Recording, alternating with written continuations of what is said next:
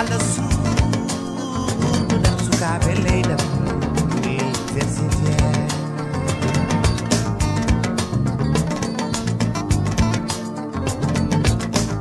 université seeɗa ngoda haali bakke tan waɗi noon mbaɗen wela mbaɗen wela mbaɗen ha wela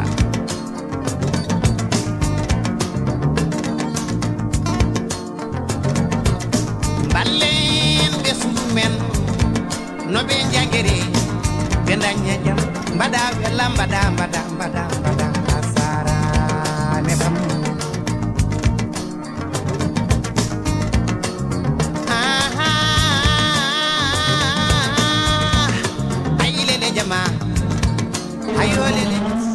L'animation du club, la remise des prix, cette année-ci, le club scientifique prime 39 élèves de l'élémentaire au moyen secondaire.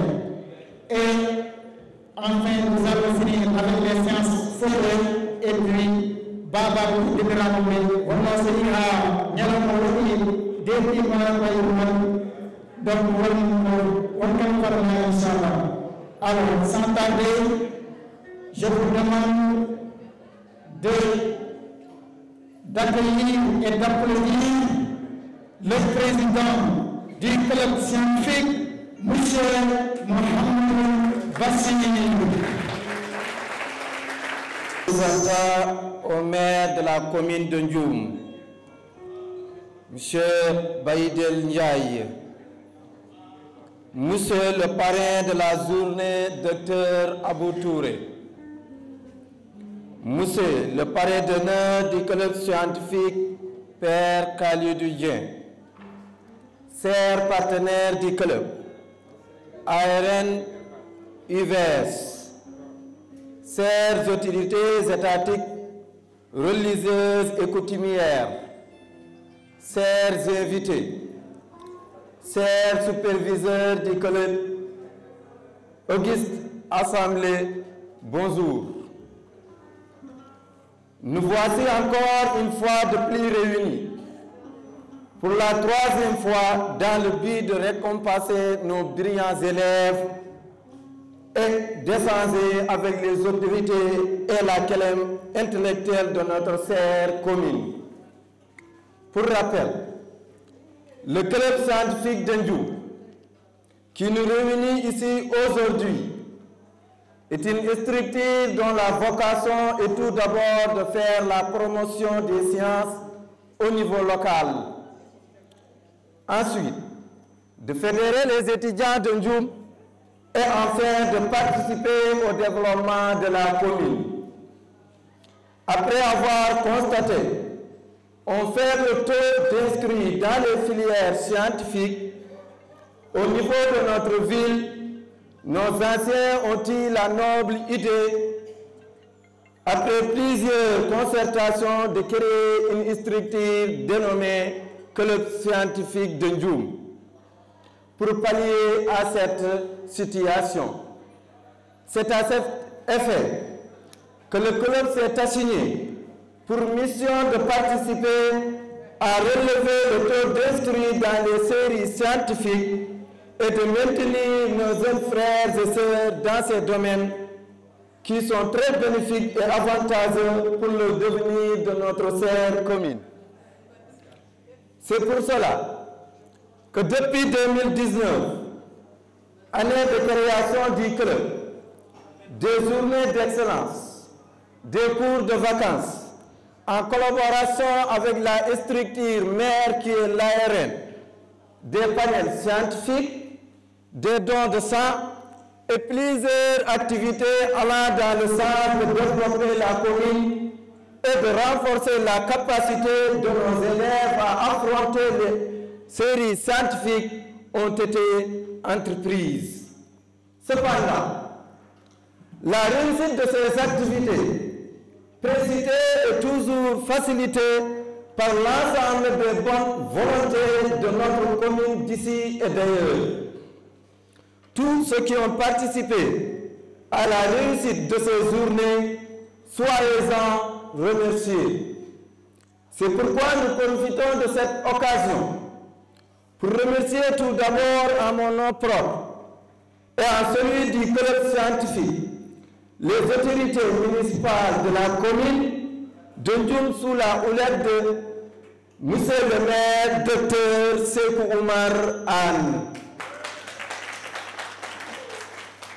Pour son appui sans faille à la structure à travers différents actes, lui et son équipe, nous vous en sommes reconnaissants. Nos remerciements vont aussi à l'endroit de nos sœurs, Dr Abou Touré, qui a bien voulu être le parrain de cette édition, bien qu'ayant un emploi du temps très chargé, et n'a pas hésité de répondre favorablement à notre appel. Nos remerciements par la même occasion, notre père Khalidou Dieng, un papa exemplaire, comme on a l'habitude de le dire.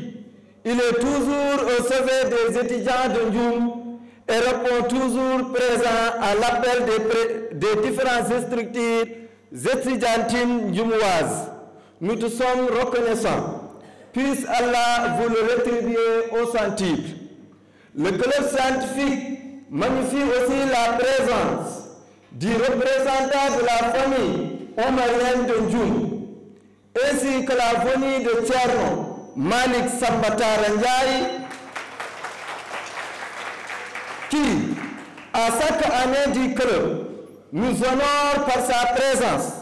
C'est le cas pour cette édition aussi, car il a quitté Dakar exclusivement pour répondre à l'appel du club et nous gratifie de ses connaissances. Personnellement, au-delà de l'expérience acquise, des liens tissés et des leçons apprises, diriger le club scientifique mais facilité par les membres de nos bureaux qui sont d'un dynamisme hors norme. Sans vous, il me serait impossible d'accéder ici. Vous tous, mes sœurs, autant que vous êtes, sachez que je suis fier de vous. Et j'ai beaucoup appris à travers vos démarches très responsables. À vous tous, recevez mes sincères remerciements. Travailler à vos côtés est un réel plaisir. Merci encore une fois à tous ceux qui ont répondu à cet appel. Que la fête soit belle. On Njarama.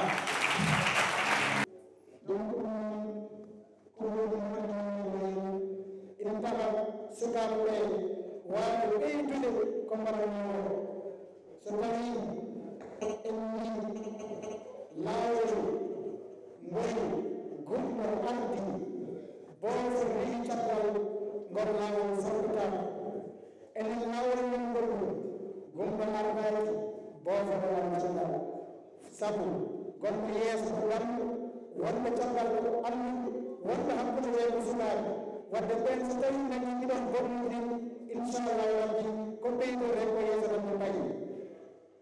Merci notre papa Ndiaram Seydou. Nous notons la présence du directeur de l'hôpital, M.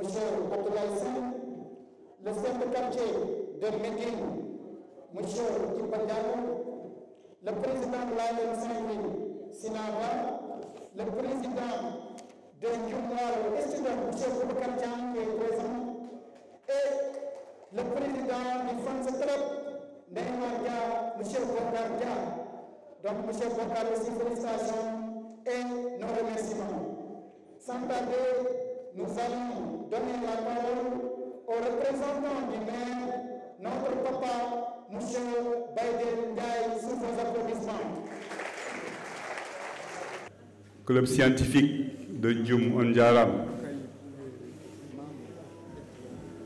Hono oɗo ñalawma mbo potuɗen hannde ɗo e oɗo eno mi sikku omo wowi waɗede somi siftori ko ngol waɗi tataɓol en tout cas komo tawtorani jonde wande ni jonde wande ni so waɗi ɗo e Ndioum waɗi koko haani mbiɗi noon yimɓe ɓe keɗodira seeɗe sabu ko addi men ko ko fayida mawɗo addinen ɗo en jinno hanko haade pulaar aɗa haade hen hay konngol gotol français sabu ɗum ko jinno ko yimɓe pamatira ñalawma oɗo noon mataw ene wawi wonde ñalawma ɓurɗo mawnude e ñalawmaji mbaɗeteɗi e nder jum sibu ɗum ko gandal haalete ɗo sabu ɗum ko science haalete ɗo ko ɗum ɗon tambi aduna o so hay noon yimɓe goni yimɓe te gandi fayide wuuro ngo ko école ko jangde woni fayide jum so mbawi jooɗade ɗo ene kaala haala kene tambo aduna o ene poti vraiment watta hakkille e ko mbaɗata ko sukaɓe ɓeɗo de hay so ɗo sukaɓe to banggal duuɓi koɓe mawɓe to banggal hakkillaji sabu ɗum rewde hunde no andumi aduna no wayni hande sattude gueɗe ɗe no mbayni hamnade wona ko teɓuɗo ko fof melnoɗa keeɓa ɓe ndewi hen aɓe doga ha yettima ɗo koɓe kaala ko e ko mbaɗa koko gonga e mabɓe ɗum ɗon noon so tawi aussi mbeɗa haala kaɗo haala e dow inde maire de Ndioum ko wiide tan ko koddam ndufe kosamam sabu ɗum ko kalɗen ko ɗo joni tan mbimi Ndioum ko gandal tan tambi ɗum yanti kadi encore kadi emo teddinirɗo o ñalawma o docteur Abou Mamadou Touré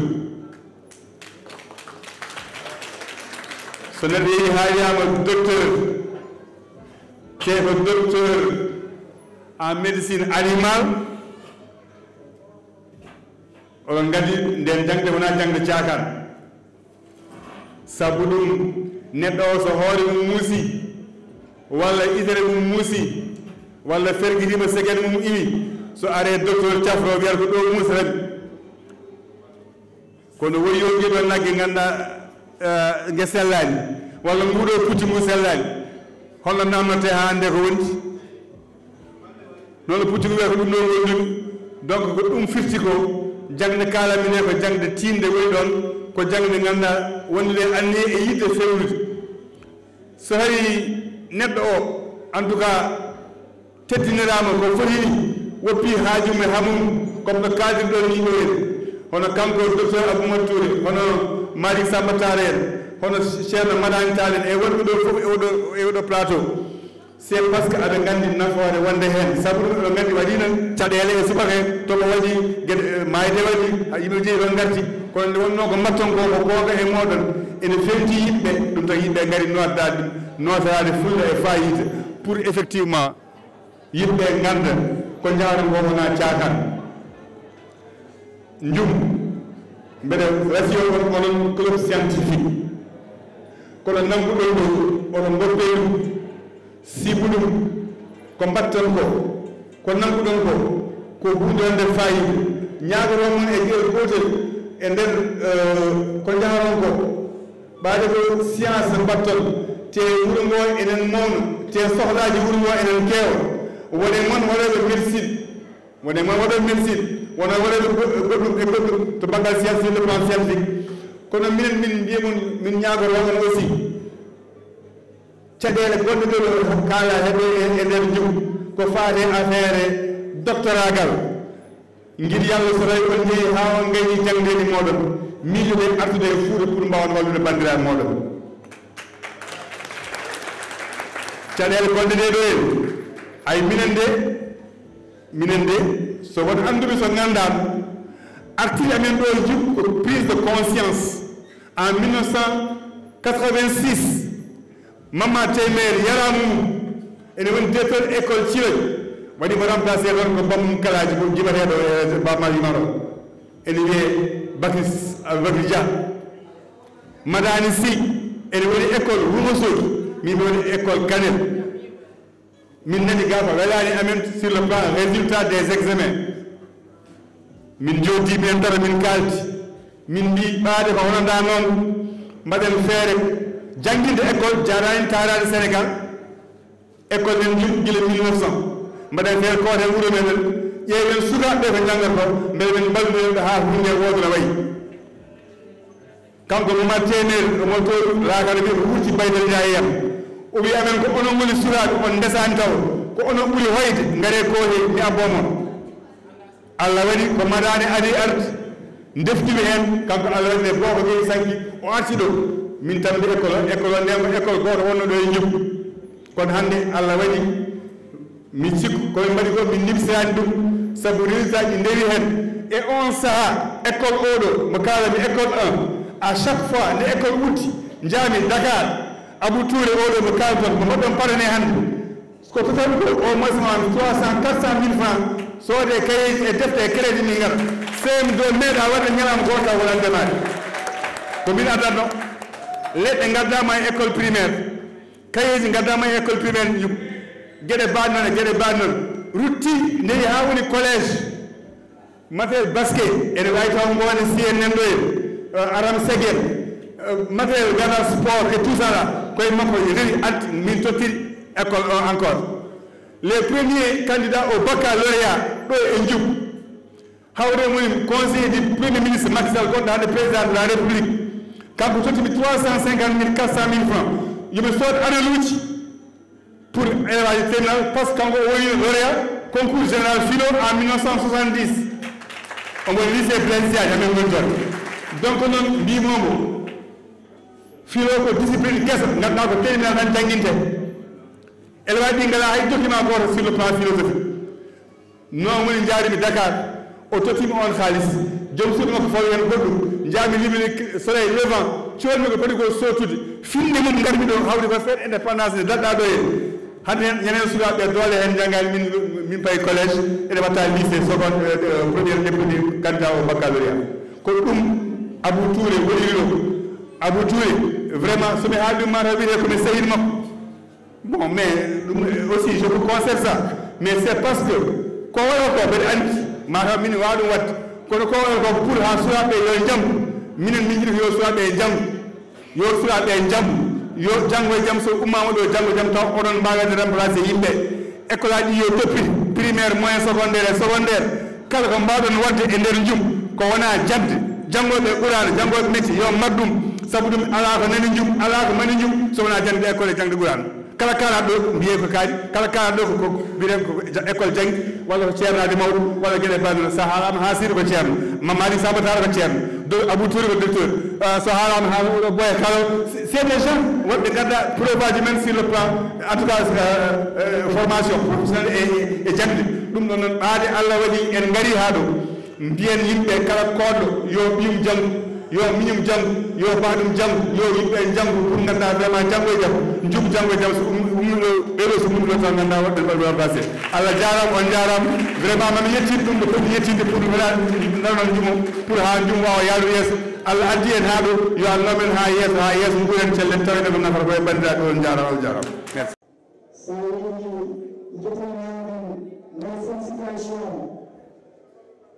Monsieur Cheikh ancien ministre extérieur qui a abattu un travail exceptionnel. Donc c'est ce qui a fourni sa formation au niveau du ministère de l'Éducation nationale. Connexion ici et tous les étudiants les félicite pour cette promotion. Ça veut dire que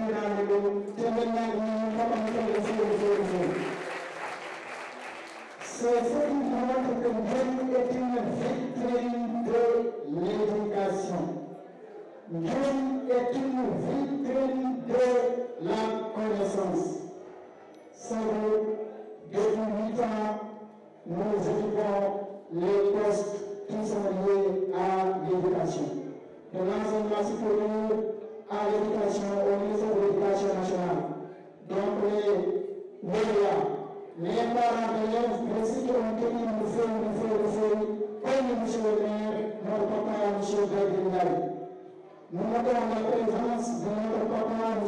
Gate Diallo, un papa aussi qui œuvre pour la bonne continuation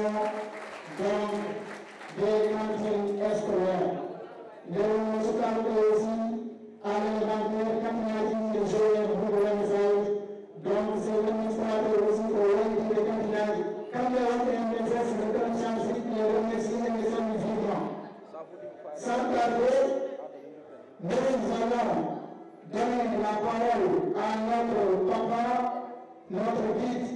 notre marraine, Thierno Malick Samba Tara Ndiaye. أعوذ بالله من الشيطان الرجيم. بسم الله الرحمن الرحيم. الحمد لله رب العالمين. وصلى الله تعالى على سيدنا محمد وآله الطيبين الطاهرين وسلم تسليما. bandiraɓe julɓe, bandiraɓe musidɓe, assalamu aleykum wa rahmatullahi wa barakatuhu. Ko adi fof eɗen jetta Allah tawtinɗo men oɗo ñalawma e bandiraɓe men e musidɓe men taw ko kañumen kebli ngoɗo heblo. Allah kadi tawtini men ɗum. eɗen jetta hen Allah no feewi. yo Allah rokku en kadi tawtoreje ñalawmaji goɗɗi garoji bi jahi rasulu sallallahu alaihi wa sallam.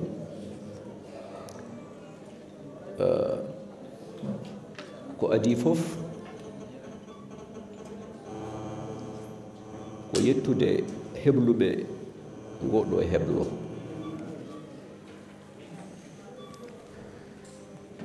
rasulu men sallallahu alaihi wa sallam wonko addani ɓinguel adama, woni wonko addani neɗɗo. ko adi fof sen ƴeewi kaamilu biyeteɗo alqur'ana kamil, ene waɗi dossier ji tati. dossier ji tati goni e kamil alqur'ana o. hen dossier goto wiyete ko alqur'ana. o haali e simore baqara aya 175. o wi en bada auzu billahi min alcheitan irrajim. o wi ko chahru ramadan allazi unzila fihi alqur'ana hidan linnasi wa bayinatin min alhuda walfurqan. qur'ana ko hudan linnasi, ko wiyete ko qur'ana dossier alqur'ana ko yimɓe fof ndendi ɗum, juulɗo hen e kefero hen, woni jaɓɗo Allah mo jaɓani o Allah. qur'ana sa yeehi toon ma yi toon nafooje ɗe ɓinguel adama naftorto, ɗum wiyete qur'ana. on dossier ne toon. en waɗi dossier goɗɗo biyeteɗo kitab.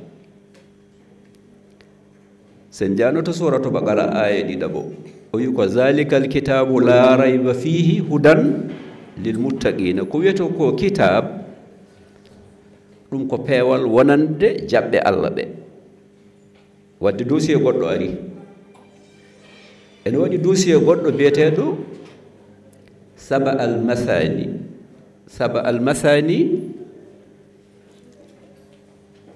ko alphabet mo ɗemɗe fof ndendi nene kamil o. ɗemɗe ɗe fof sa yeehi toon ma taw toon yummum ɗemɗe. joni noon ɗum ɗon neɗɗo wawa ɗum famde taw o ñamani e lehe tati gandal. lehe tati gandal seɗen teski jomiraɗo wiye alqur'ana woni simore baqara aya 257. ɗo wiyata allahu waliyu llazina amanu yukhrijuhum min azulumati ila nuri. Allah woni keeɗo jaɓɓe mbo ɓe koolimbo omo yaltina ɓe e niɓɓe woni majjere o adda ɓe leer gandal. ko wiyete ko gandal ko wi ko nuur woni annore waɗi ko karfeje tati: nun e waaw e raa. ɗum wiyete nuur. lehe tati gandal ɗe fof ko ɗon goni. nun o woni lahal nubuwa, annabagal.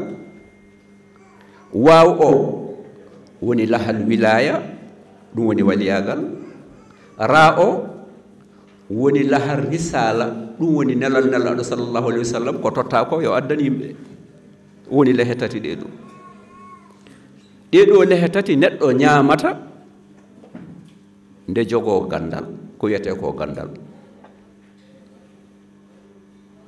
wadde ayi kanko rasulu men sallllahu alayhi wa sallam ko addani ko ɓinguel adama ene foti ɗum andu ɗum sabobini dental ngal ɗo bangal invité jooɗiɓe ɓe ɗo min sinno ko sagam taw seeremɓe diwan o fof ene tawtore dental jonde nde chaque année taw kamɓe fof ɓe ngara ɓe keɗo wonno neɗɗo ene foti famde njum mbeɗa heewi ɗum haalde mbimi won koɗɗo e njum wonmo njum hoɗi e mum ɓe ɗiɗo ɓe jiiɗani koɗɗo e njum fewdata njum komo njum hoɗi e mum ko on fewdata njum ɓe ɗiɗo ɓe jiida koye subaka he jaami ha ngesam waalo nde jahatmi nde ƴettumi ko laana jaami ɗo ndewannomi e oto walla ɗo ndewannomi e saret ko laana ƴettumi garmi ha jettimi ngesam ladde nde fof ene heewi ndiyam eɗen gandi ili kono goram ko ni ƴeewirten kadi ndiyam ɗam ruttoɗam ya haɗam laaɓa taw ko nafoore seeɗe ɗam jogini men no foti Allah waɗi ɗum duuɓi eɗen tawtora omo waɗa ko wayni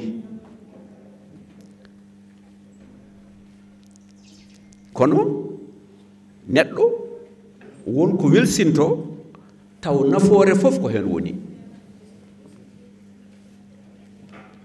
enen en belsidima ha baras waɗama Ndar waɗama Mali wona baras o waɗama ɗo ene jibina courant sene jibina courant wadde ko ma maayo ngo tello to heewa wona e tournude beele men dañ courant ɓe jeeya men courant wona ɗum kam yawtori en ko ponnoɗen wadde hen fof yawti en jaɓi ɗum yawti kono wonko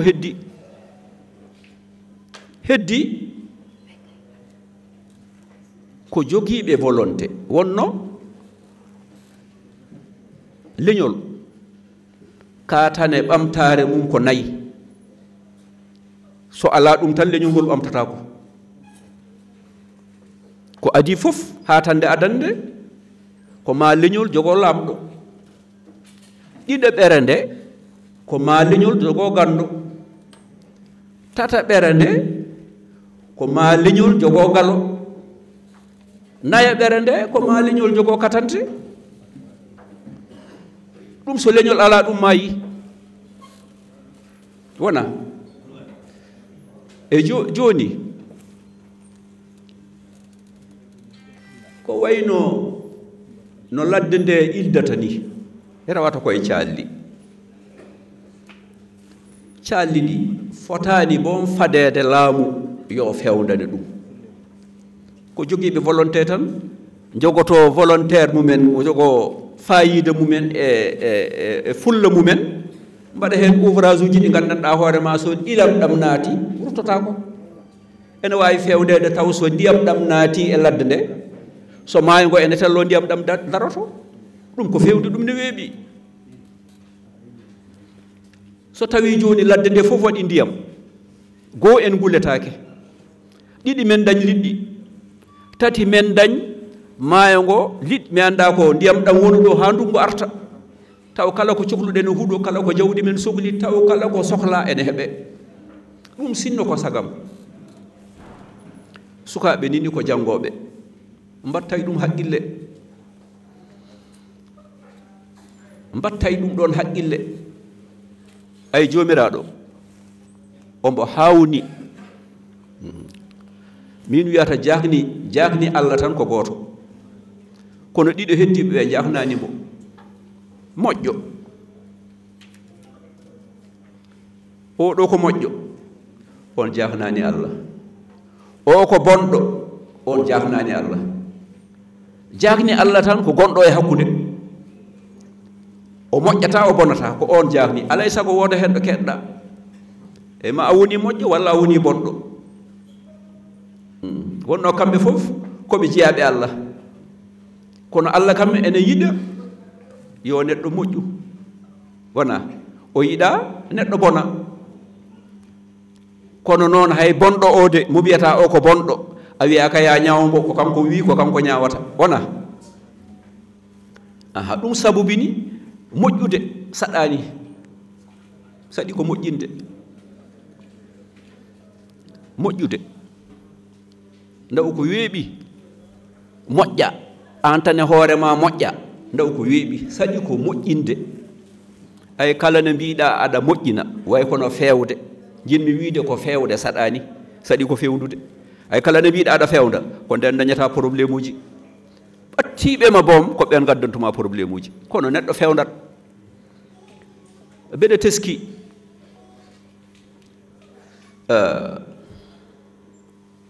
fewde projet am ɗo e caangol ngol caangol haygol mi waɗ ɗon ouvrage goto taw neɗɗo ene wawi ɗon rewde ko pont mbanmi ɗon mbanmi uddirɗe taw so ndiyam ɗam naati mi uddat so naate forêt classé o mi uddat mbanmi pista ha guesam mi waɗi hen haalis kewɗo pour yo ndiyam ɗam heddo e ladde nde wonno mi suusano ubbude caangol ngol ɗo mi suusano ɗum fewnude ɗo e honne nde woni ɗugol hawri ɗo e maayo ngo par ce que toon mi jeeya toon kono to kam ko laawol pewndumi ɗum ha feewi kono aynde pewndumi ɗum ko won yahooɓe toon jamma ƴetta pikkuji mumen e peyluji mumen pour bonnude te kadi ko jumanaɓe mbeɗa andi ɓe ko bandiraɓam wona ɗum waɗi e yesam kadi eyyi ɗum bonna ha boni jiɗi wiide tan ko bonna kono ɗum ɗon oto wat découragé neɗɗo fewnude yo neɗɗo fewndat tan yo neɗɗo won pewdowo oto won bonnowo jinmi wiide ko jangate ko ɗo jangde gasata rasulu men sallallahu alaihi wasallam o wi neɗɗo jangata tan ko ne jibina ha maaya wadde jangde yawtata joni noon min baggintumi ɓiɓɓe e baaɗiraɓe ko kala janguɗo par ce que min toujours mbiyanmi jangde neɗɗo jangirta yo heeb place ala jangirta ko andude sa andi ko ganduɗa ko ɗum poɗɗa yaade kutoroyɗa kono oto wi tan somi jangi hami pari ko yomi darane place mi jooɗo kadi e bureau ala ko janguɗa ko ɗum wawi wonde fof ko ɗum jencinta ha wawa naftudema min mbiyannomi ko somi min kam mbiyannomi ko somi feerno jooɗade e bang école ɓe janggumi école ni mi sohlani dañde ko wayno bac en ala ɗum fof woɗɗi yomi dañ tan BFM ko heddi ko hante mbeɗa wawi yahande hooram mbeɗa wawi tongude ko jinmi taw koye ɗemgal français mbeɗa wawi wadde ɗum mi waɗa ɗum fof ɗum tan yoni kam min jangde yawtata neɗɗo ene wawi toujours continue jangde mum taw ene liggo kono jinmi wiide ko ɗum ɗo sen ƴeewi hande maayo ngo misal tan par ce que hunde fof ene jogii gurdam ene jogii base par ce que neɗɗo alay sago mbeɗa heewi wiide neɗɗo o remat o fotani remde pour commerce ala o foti ko remde pour wadde assuré nguura makko so ɓurti o yeeya normalement oto neɗɗo wiyat mbeɗa rema pour so gasimi yeeya sa yeeyi ɗum kadi ma soodoy ko ñamɗa wona mais wat assuré gurdam exemple ko guurata ko fodde 6 mois walla 1 an kam tawa sodata normalement so ɓurti noon jeeya kono so tawi en ƴeewi joni enen min sinno ko sagam oto haat tan e men maayo ngoɗo eɗen gandi to ngo ummoto eɗen gandi caali ɗi fof yo mbaɗe uddirɗe woni a yahata toon aɗa sokta ndiyam naata so gasi o coka ala ko kañum udditta hoore mum sokata hoore mum taw so ndiyam naati e ladde nde so yiɗi ruttade tan ndiyam ɗam daroto wodat ko uddi ɗum ndiyam ɗam daro heddo e ladde nde en gonta wule en gonta dañde pusaraji en manquetake liɗɗi en manquetake ko jawdi men ñaami ha arta ka ha ndungu kadi artoye mo wuuri taw eɗen gone kisal ko ɗum tawa woni fondement ko heddi fof noon fuɗɗa arde e yiyandam jaafoɗon koye mi juutnima e ɗum ɗo ɗum kono min sinno ko sagam onon janngoɓe ɓe kala ko gooto e mon janngini par ce que min wiyata neɗɗo o fotani woppude gueɗe ɗiɗe ko jogii ko jawdi fof o fotani woppude ndema o fotani woppude gaynaka par ce que ɗum woni base neɗɗo so woppi ɗum tan o naata e laawol ngol wona laawol makko neɗɗo toujours ko heɓi ko jawdi fof walla ko jogii ko fof ko woni ko lamɗo fof yo ndar ngesa yo ndar jawdi ko ɗum woni fondement gurdam neɗɗo sa woppi ɗum ne ko umme ɗum ɗo ma ndaroy ɗum te wurde e poos tan maaro ummo e poos diwlin ummo e poos sukara ummo e poos warga ummo e poos ɗum yahata hen saha jiya neɗɗo ene defa atta e boom hay nana o soodoy te taw galle makko ene yaaji omo wawi ɗon wadde nana o wawa pourquoi omo yawa nana o mo waɗata e atta e makko kono ronko ɗum wadde joni hay soko atta e ko ma o waɗa kadi bujjoy walla bu sappo soodoy nana ɗum ene moƴƴi ɓuri hersinade fof ko tima e lahal aɗa ñaama taw ko ñamata ko fof ka coɗɗo ɗum o won kay hay soko hen gueɗel gotel kam ɗum ɗo koy o taw ko an remi ɗum walla o kam ummi koɗo ma kono fof tan ummo e poos jaafoɗon mi junnima assalamu aleykum wa rahmatullah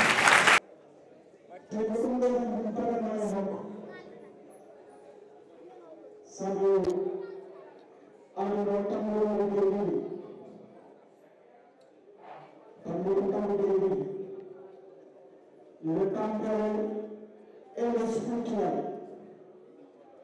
Quiconque il anime le deux. Son lit est spirituel, mia kodam. Son acte est temporel, mia kodam. Donc, Baba Jaram fait, côté de l'encore et potentialité du monde, nous avons évité notre domaine. Baba Zaki, le département de Podor, est une ville 10 900 km² de surface, soit 68% du territoire régional. Ça veut dire que les gens sont 60% du département, 68% du département de Podor. Ça veut dire que le Sénégal souffre 7% du département de Podor. On a dit le département de Podor dispose d'importantes cours avec 650 km de cours d'eau. Il habite aussi plusieurs marques normales de jeunes, des crues, crues et des crues, débordements avec les eaux pluies. De ce fait, ingénieur Aboubacar Gueye et engagement. Le département de Podor a une très grande masse de progression, plus de 57 600 hectares dans le Wallon. Et seuls moins de 20 000 hectares sont cultivés. Et il y a aussi un autre temps.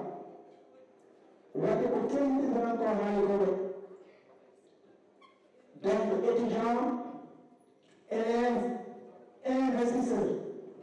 Donc, la voie est bien tracée. Donc, à nous aussi d'apporter notre pierre à l'édifice. Il y a des ingénieurs agronomes qui sont là. Il y a des étudiants qui sont dans les GFR, donc d'agronomie. Je pense qu'il pourra exploiter ces données et peut-être espérer à un développement local durable. Comme je l'ai dit, aucune économie ne peut aller de l'avant sans le domaine agricole. Si on n'a pas une autosuffisance alimentaire, on va aspirer à un développement local certain. Donc, on va le faire et que tout ça va rouler et que tout va rouler dans les vies. Ça, ce sont les statistiques du Sénégal, venant de l'ANSD. Sans tarder, nous allons donner la parole aux représentants de l'IVS, Tien Tidjamba. Tien Tidjamba, que je vous demande d'appeler son ministre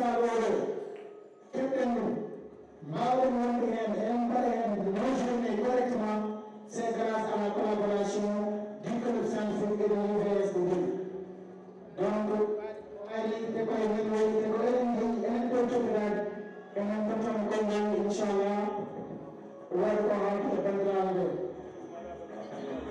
Assalamu alaikum mon bandiral, on calminama gote mon fo indi mo yettode mom.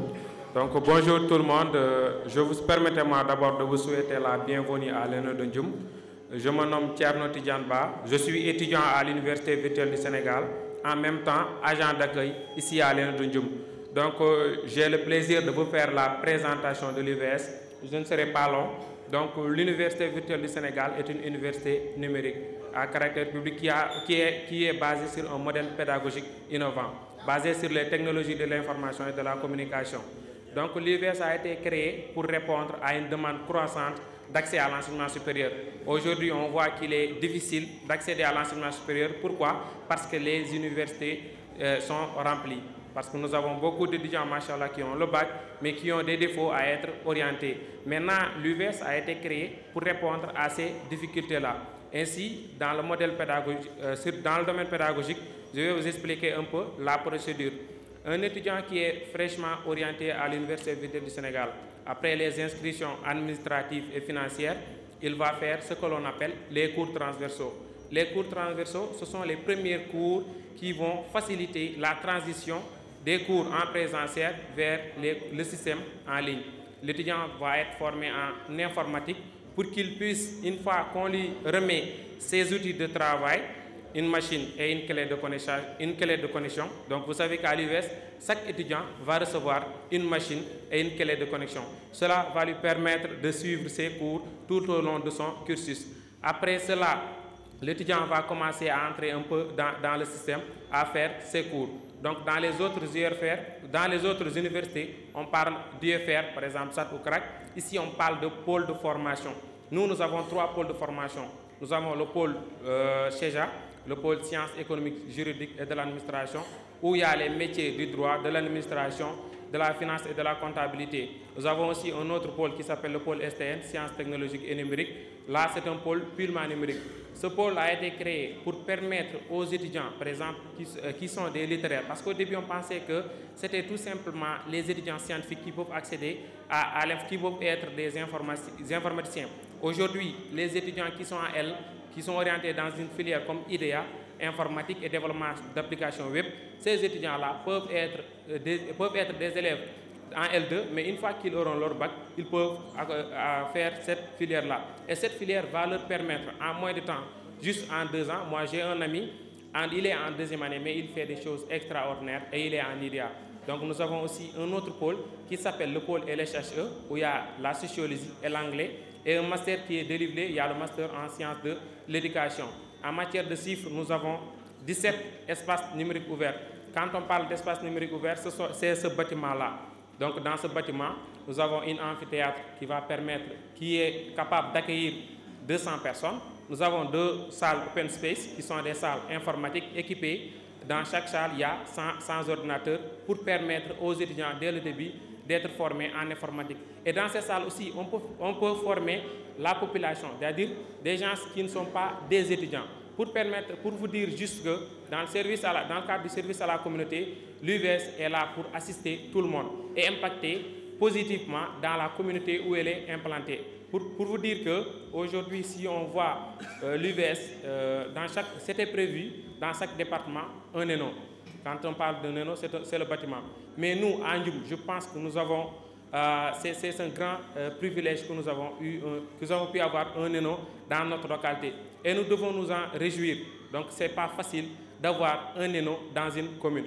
Donc, aussi, l'UVS est là pour assister les étudiants. Je pense que cela permet aux femmes, surtout, qui sont mariées et qui ne peuvent pas aller dans les autres universités suivre le cours, car c'est très compliqué. On ne peut pas avoir un jeune bébé, pouvoir aller à l'IGB ou bien à l'UCAT avec son bébé, vouloir suivre son cours.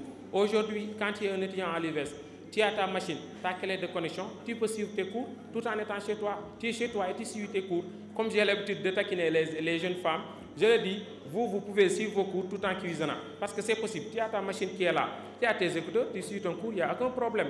Donc juste, je vais entrer dans notre langue, je vais parler en notre langue pour permettre à nos parents de comprendre que la famille de montagne UVS, ko université baɗaɗo pour wadde wallude yimɓe fof ha mbawa wadde accédé e nde jangde hatirde. Donc jangde hatirde nde yimɓe nde dañño probléme ha mbawa wadde hen accédé. Joni noon hande e UVS sohlani neɗɗo ina wona chaque instant ina wona e ga e bâtiment o ala comme université ji goɗɗi ñande fof gara jaaha janggoye ala aɗa wawi wonde galle moon gona janggude kono en jiyat wonen dañat difficulté ji so goni e galleji mumen ina jangga nana yimɓe ne mbiɗu men an kat jangde ma nde holno yarata gona galle tan leeli aɗa jat ɗum ko jang ɗum wona jang mais il faut ko pamon ko jangde nde ko en ligne wona forcément o ara présentiel eno mais on wawi wonde galle mabɓe on waɗa suivre cours uji mabɓe ɗum noon ko onon parent ji mbawata wallude hen sukaɓe ɓe ha jangde mabɓe wawa yarude yesso et aussi jaggen ko joguiɗen ko enen jumanaɓe mbeɗa sikki ɗum ɗo ko plaisir mawɗo mo dañƴen e mbaɗen remercier hen monsieur Cheikh Maran o walli men ha ɗum ɗo wawi waɗede implanté ɗo hen taw wala probléme.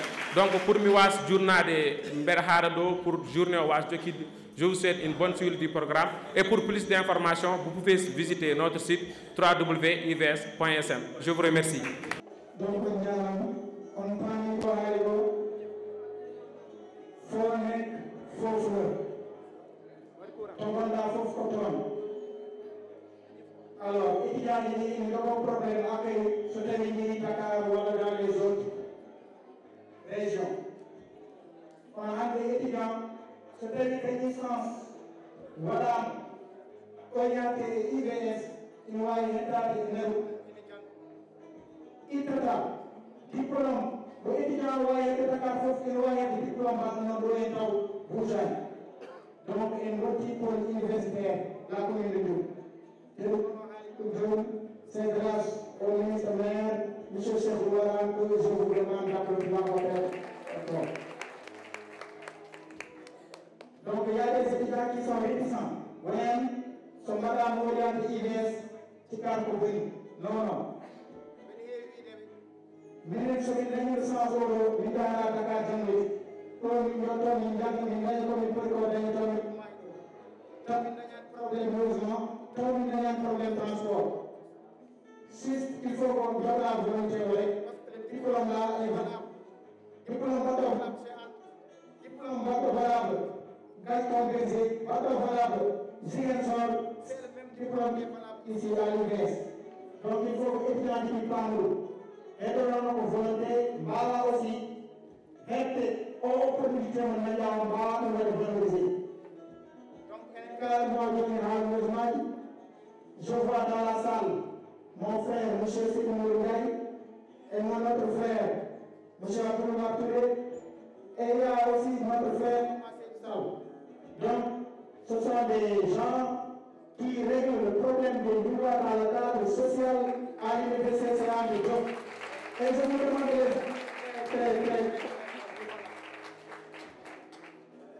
et ko yimɓe ɓe ganduɗa hoorema mbi so tawi ene wodi mbeɗa sikki ala rimitade e banggue ɓen donc aɓe jarne aɓe mbiye aussi walla ɓeydi walla fewi ko ɗum tan mbeɗa wawi ballude.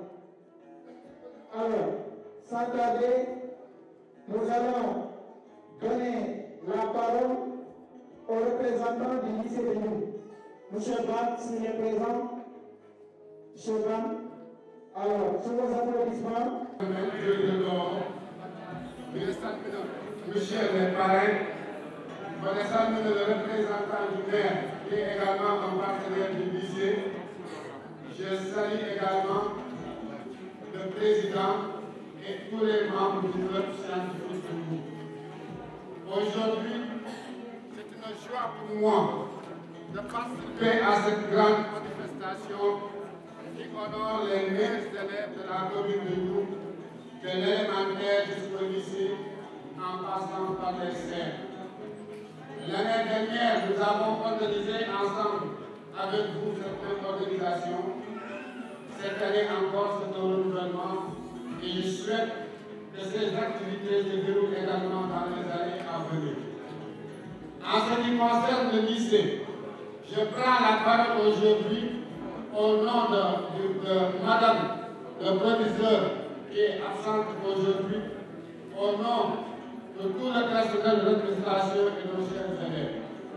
Et ces étudiants qui sont là aujourd'hui devant nous étaient nos élèves il y a quelques années et qui participaient également à ce même genre de club scientifique au niveau du lycée. Donc ce sont des élèves qui, à un moment de leur carrière, se sont bien démontrés dans les études. Donc ceci, c'est une continuité. Et je rejoins tout à l'heure ce qu'avait dit notre guide religieux pour dire que l'individu, comme il l'avait compris, doit se dire à chaque fois qu'est-ce que j'ai fait pour ma communauté et non pas qu'est-ce que la communauté a fait pour moi.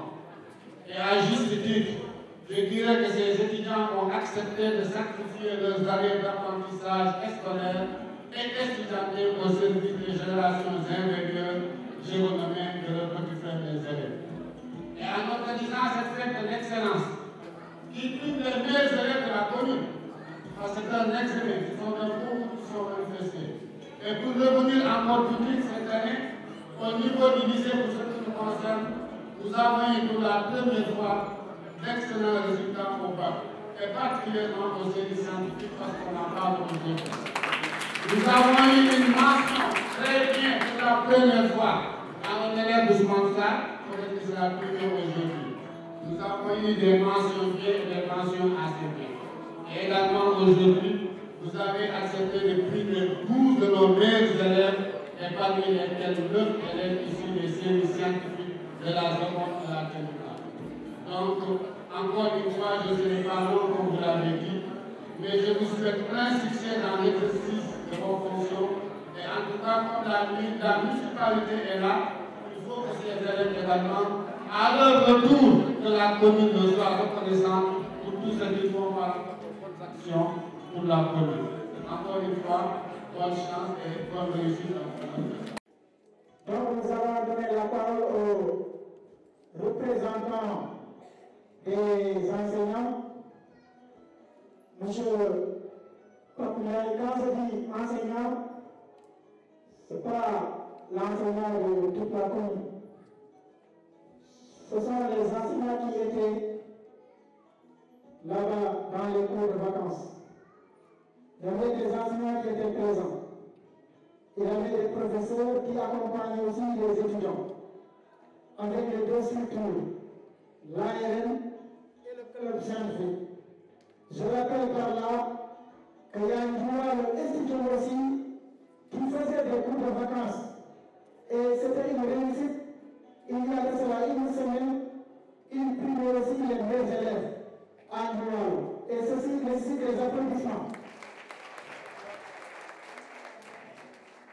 C'est le président, mon frère, M. Bourkardian, ainsi que tous ses collaborateurs.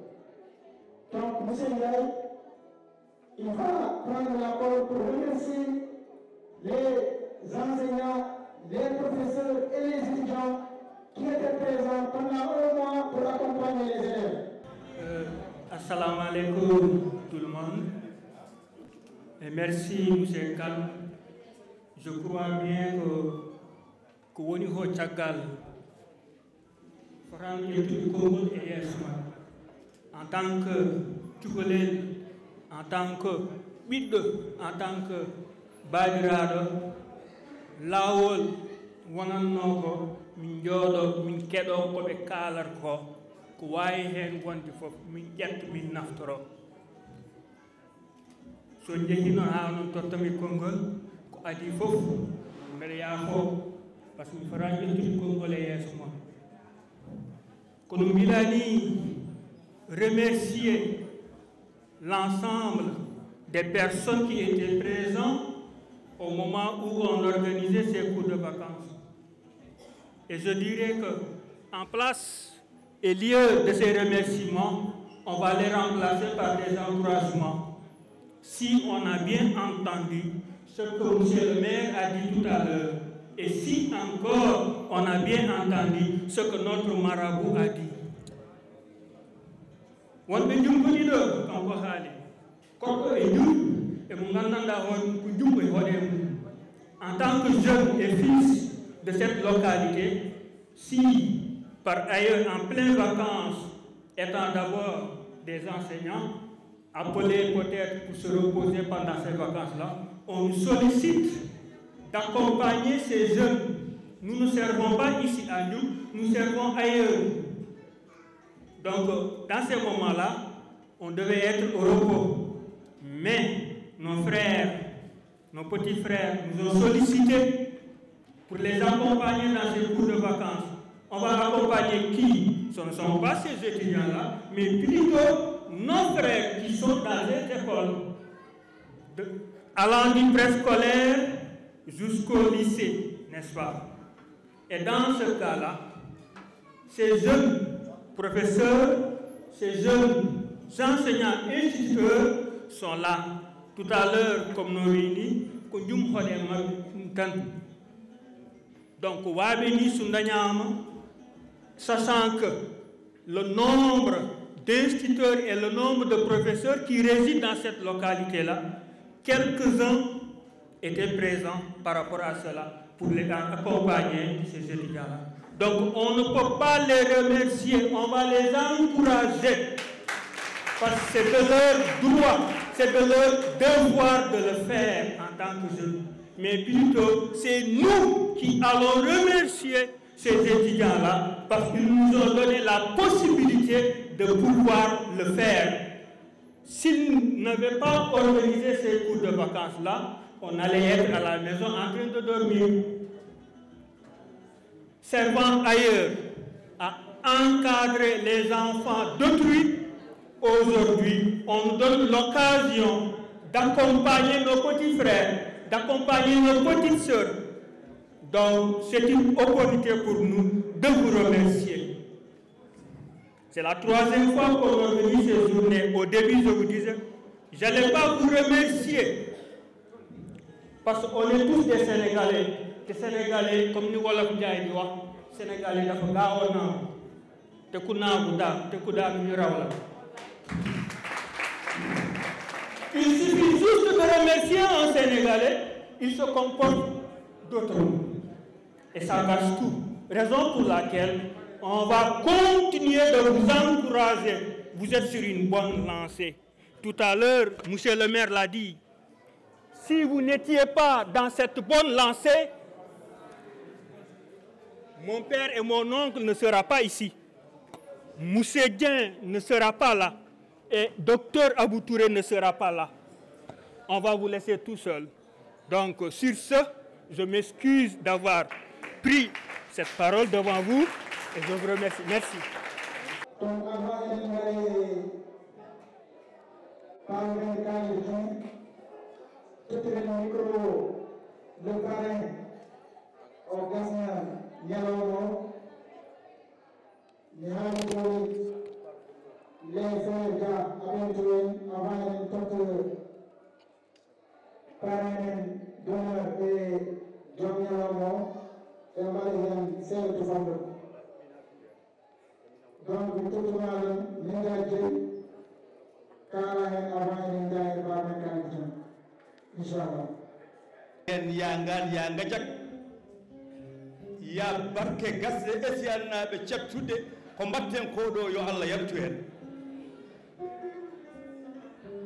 min noon mi haala tan ko jinmi haalde ko gasa darde men ɗo hande e ngal ɗo teddungal min puɗɗoro hen tan jommo kumba koorimo ngambu nayi yimɓe ɓe paama ceerno Malick Samba Tara so tawi a jooɗima ɗo hannde min nawatama jolofen min nawatama jolof ko tanum birom mo kumba koorimo gonmo nayi mo tanum felluno fiyande pol hon polini we nan daƴƴe wona on dañi Bokara Birom e Kumba Birom e Penda Birom o dañi Fatmata Birom ene maggi fem Bokara Birom fiilale fo laamu Farba o dañi Samba Kudeje e Kadiara Kudeje taano e maɗa Samba Kudeje dañi Siley Gafo o dañi Tende Sy o dañi Amasi o dañi Jeynaba Gafo o dañi Kadiara Gafo o dañi Alarbel Kumba Birom jewni Gamaje dañi Aysara Kumba Asa dañi Jerebi Aysara Jerebi Aysara dañi Moutar Aw wiyete Moutar Jerebi Aysara Kumba Fatmata Birom jewne Jolofen o dañi Cumɓe Fatimata Cumɓe dañi Ousmane Cumme Ousmane dañi Sala Ousmane e Demba Ousmane e Mamadou Ousmane e Bokara Ousmane Sala Ousmane ƴoogi maladu yummo e maɗa Ndiaye tangal ma e Njum min mbima Seydi Ndiaye so ɗum ɓenni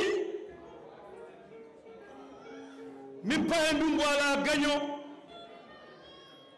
mo université yeddani hay saha koto tikkanani cukalel laaɓa juuɓe ñamduwole mawɓe mo jaggani rawandu garçon bergé waɗe damal place mum ɗo université holon Kalidou Samba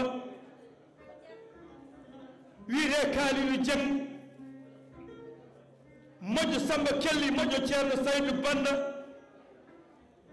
ɓornotoɓe daneji ñaƴiri bakaji mo jobbo Adama e Seriman Siré Samba Demba Ali Moutar wowe hunuko mum Kali Dieng nafoore mere wona ko Demba Dado e Mamadou Dado Yero Dado e Aïssa Dado e Kumba Dado Mamadou Dado dañi Fatmata Mamadou Hammar Mamadou Bokara Mamadou Oumar Mamadou Rugiyara Mamadou e Amnata Mamadou sa fewni Njum Allah waɗi koko haani sa yonni Njum Allah waɗi koko haani min mbima Dieng. Donc sans tarder enen totta la parole à notre parrain d'honneur, Monsieur Kalidou Dieng. Monsieur Kalidou Dieng,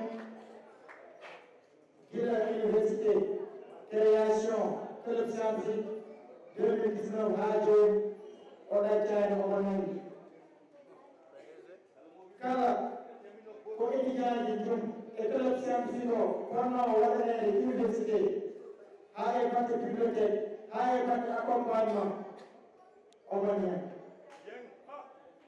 wadde so tawi étudiant ji mbaɗimo parade wonde no hani te kadi ko fodde mowde woni ɗo weelani ha Allah ittimo noon kadi omo continue taggande club scientifique o et les étudiants ji ɗum wadde Babacar a jarama Allah jarama min mbiyatma tan ko yaade juutɗo gurdamde yo sokoye. Bismillahi rahmani rahim. En jetti jomiraɗo mo ganduɗa kañum tagui en tagui kadi kala ko ine taga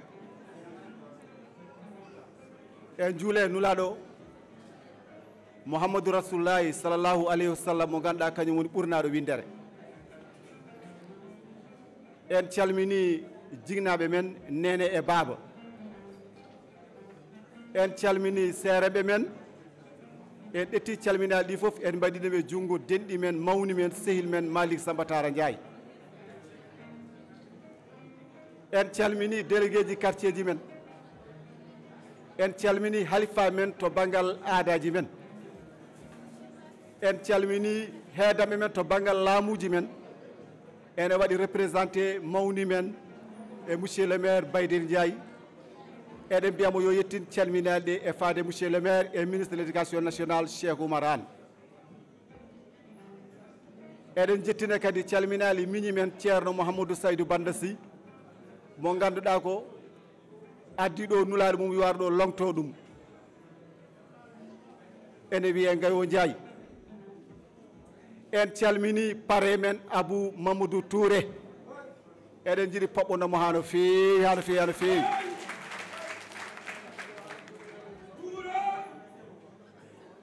en calmini étudiant ji club scientifique e ardade inde Bachirou Thioune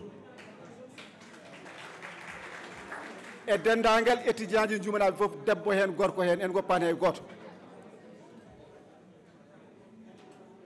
bandiraɓe won biɗo ɗo nane omo jogui probléme haalde hay minne kayne mbeɗa jogui probléme haalde probléme o woni holɗum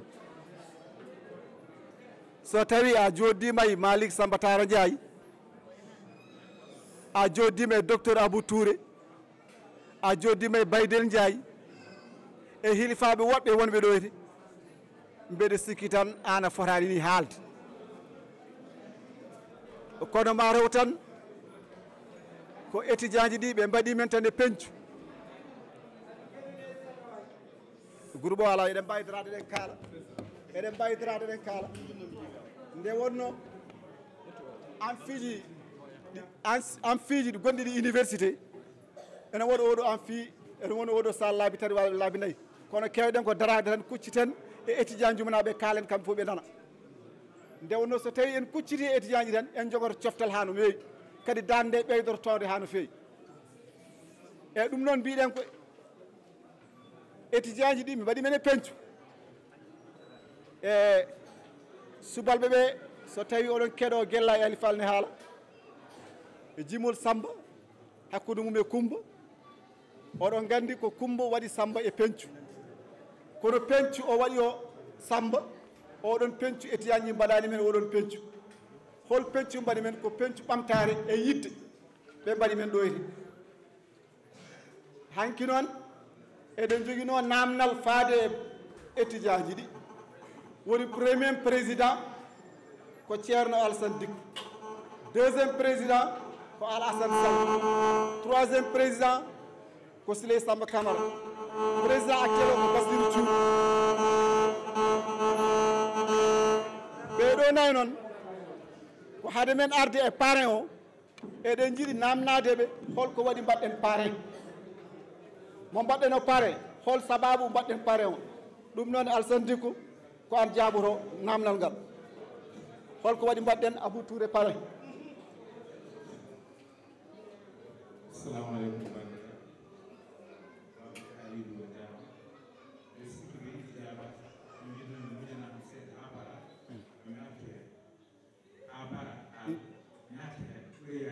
inchallahu mi jaaɓi eyyi ko hanki noon mbimiɓe tan namdal ngal noon on miijoto e jammo jogol mon namnade kamɓe jammo fof mbaɗi won miijade holko jogori namnadeɓe won nodduɓe téléphone wi kam haalanam jaabugol mbimi haalata e bandiraɓe mbaɗɗen parrain ko docteur Abou Touré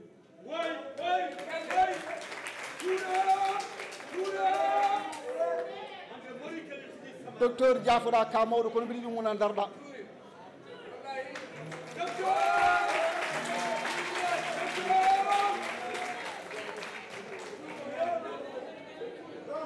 oɗon gandi docteur Abou Touré min kam o heccani kam o jibini kam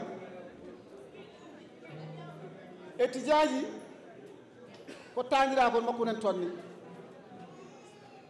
kono gila Allah waddi amin kala activité mo étudiant ji mbaɗata o arata tawtere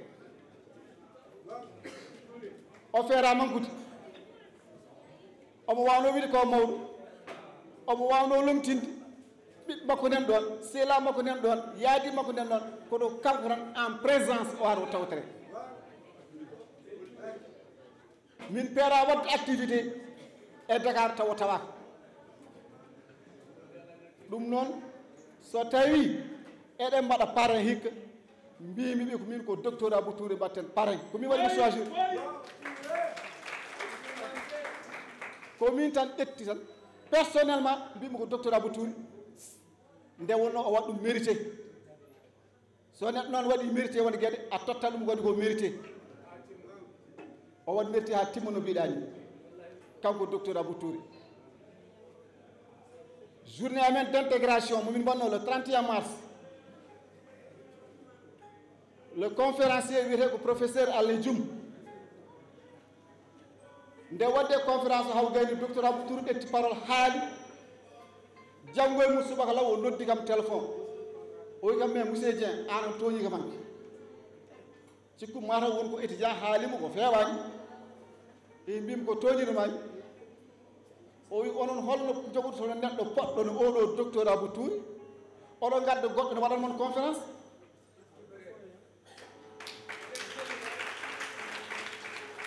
o wi min hanki ko haali ko o jangini kam en tant que professeur min o jangini kam on mbawno ha dewɗo tan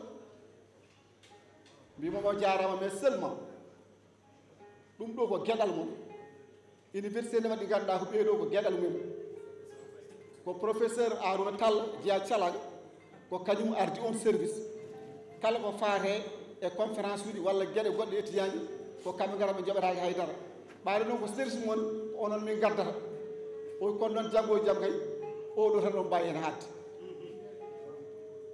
ɗon kadi min mbimo kadi Allah jarama jarama docteur Abou Touré ko wonko kewi haalde ko kewi ko haalde ko mbaɗɗo wittu duuɓi ɗiɗi mbeɗa waɗa wittu ɓuuri duuɓi ɗiɗi mbeɗa witta holko bittannomi ko premier jumanajo garɗo université ha waɗi soutenir une thèse eɗen kadi université woni duɗal jaaɓe hakkirde eɗen kadi woni thèse kadi woni deftere nde mbaɗata deftere nde sa waɗi ɗum ko deftere seedata way kono ɓarde ɓurana ni jannguɗo école 1 jinmi kadi min waɗi wittu jam mi gayni jinmi goɗɗo waɗi wittu mo ƴeewa belen woodi min kam ɗon kammi jannguɗo école 1 ɗo ar université waɗi soutenir une thèse de médecine vétérinaire ko kanko woni premier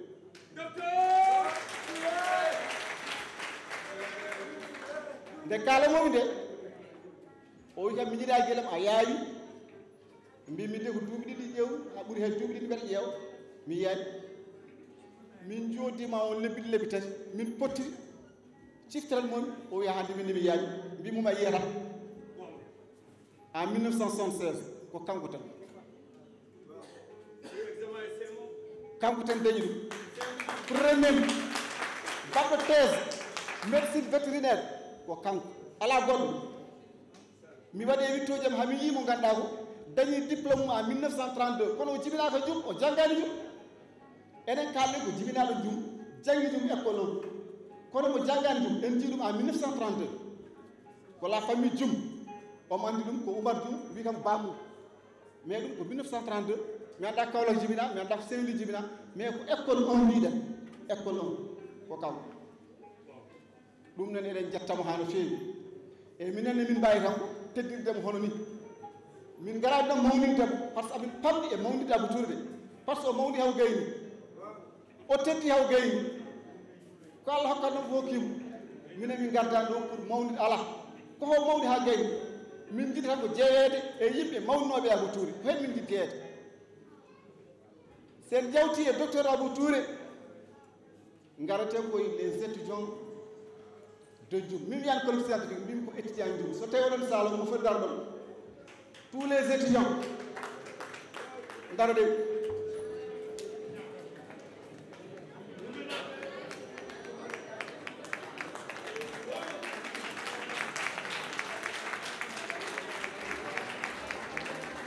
eɗen jiɗi haalde e sababu baɗɗo ha garɗen ɗo ha étudiant ji mbaɗi men président d'honneur a wi kaddi gurdam kala ko jiiɗani waɗi sababu mi anda so tawi Abdoul Aziz Ndiaye nan ɗo e saalo le professeur de philosophie Abdoul Aziz Ndiaye mi anda so tawi wonɗo e saalo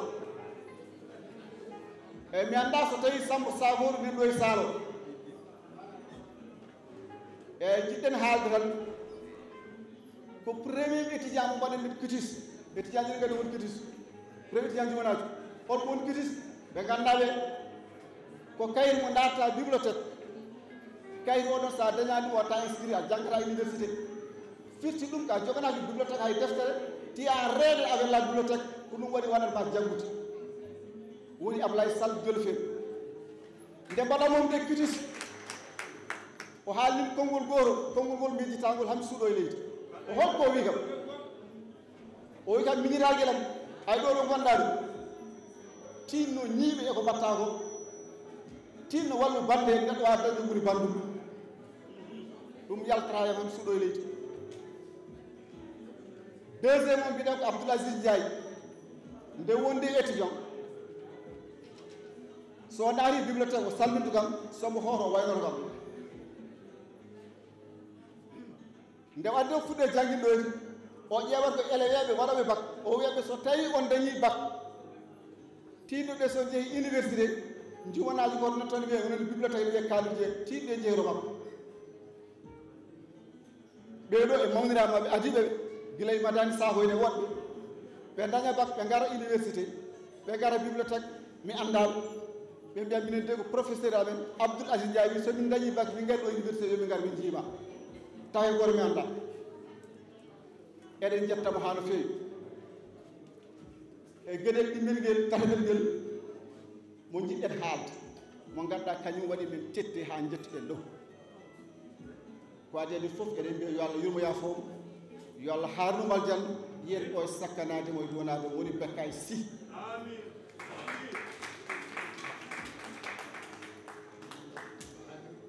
heewɓe maɓɓe jiyaani Bekkay Sy kono Bekkay Sy kala jumanaɓe dañi Bekkay Sy e université minen min mbahittade Bekkay Sy min etoto ñemgude Bekkay Sy Bekkay Sy ne mbaɗaɗen nde embauché ko kanko ari ha bibliothèque o yiili men ha o yiiti hen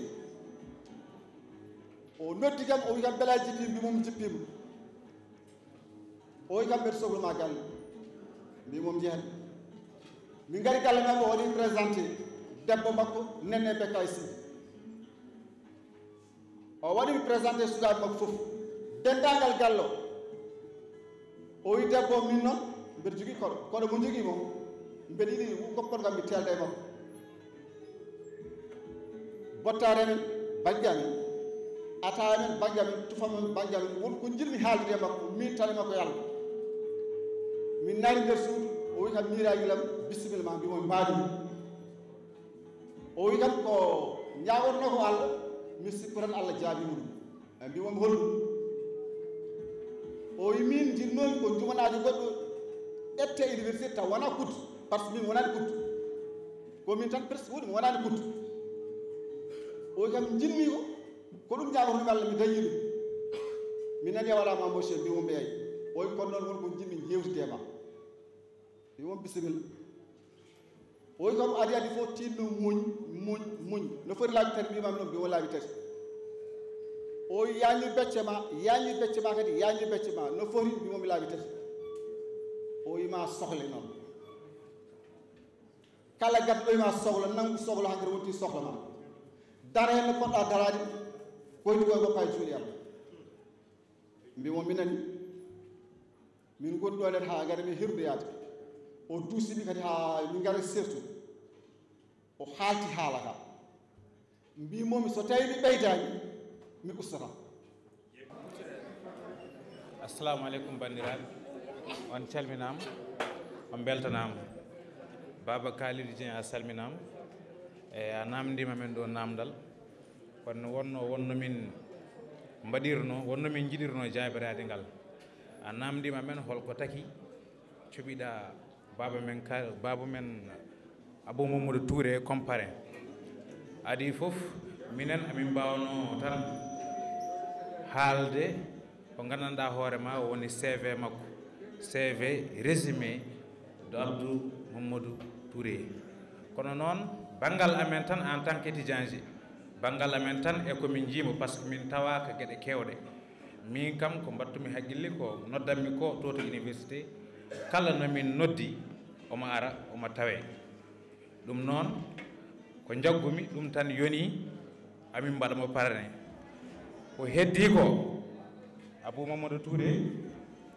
amin ƴewno tan wawde wadde kono CV résumé makko to rewi gilo naati école ha ɗo ni joni min ƴewaran haalde hen komin gandi ko eyyi teɗen gaare CV makko kanko Abou Mamadou Touré formation scolaire et universitaire garanda hoorema 1958 à 1959 kanko Abou Mamadou Touré o jangi ko ɗo école élémentaire mo Djoum ɗo dañi CEP makko ɗo dañi entrant 6e makko en 1963 1964 et en 1967 vers 1967 et 1968 o rewi ko lycée de Faidherbe ɗo Saint-Louis ɗo no woni en 1968 1969 o rewi kadi lycée Charles de Gaulle en 1969 1970 kanko Abou Mamadou Touré o rewi lycée Blaise Diagne ɗo ɗon dañi bac des mentions très bien.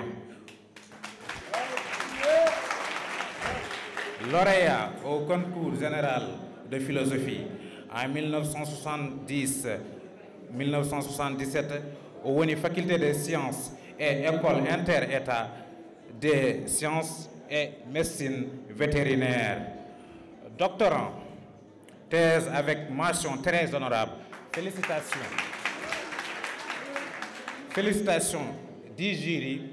Échange avec les autres facultés et proposé au prix de thèse. Ten pari donete, naten ko wiyete formation post et extra universitaire.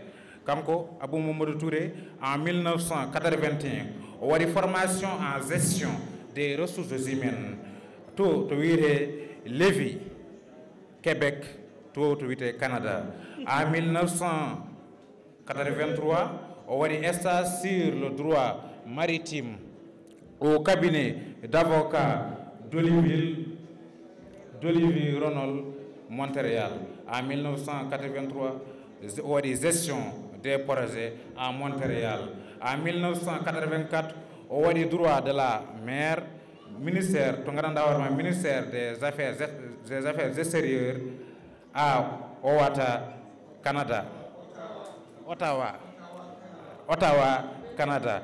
En 1984 o waɗi cours sur le management intégré des écoles nationales d'administration du Québec. Gestion des pêcheries, protection et surveillance, tout Gaspé, Matane de Québec.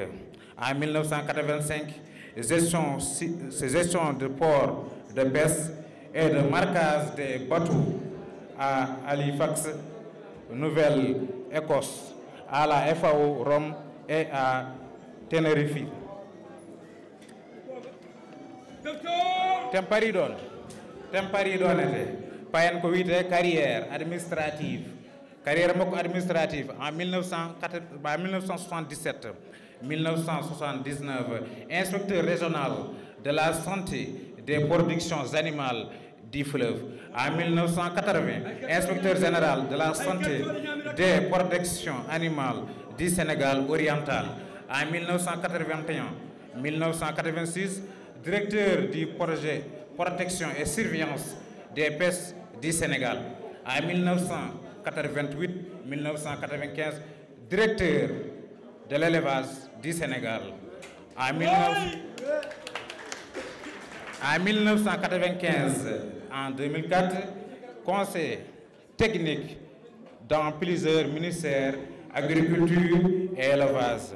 2004-2009, conseiller technique à la primature, retraite et autres fonctions. Garanda Horema, Kowari Godum, président du conseil d'administration de la Société des Nouvelles Conserveries du Sénégal, président du comité national sur la biodiversité, membre du conseil d'administration et du conseil de surveillance de beaucoup de sociétés et d'agences, président de la commission régionale de l'Organisation mondiale de la santé animale pour l'Afrique en 1994-1997, président de l'Ordre des docteurs vétérinaires du Sénégal 2008 2008-2012.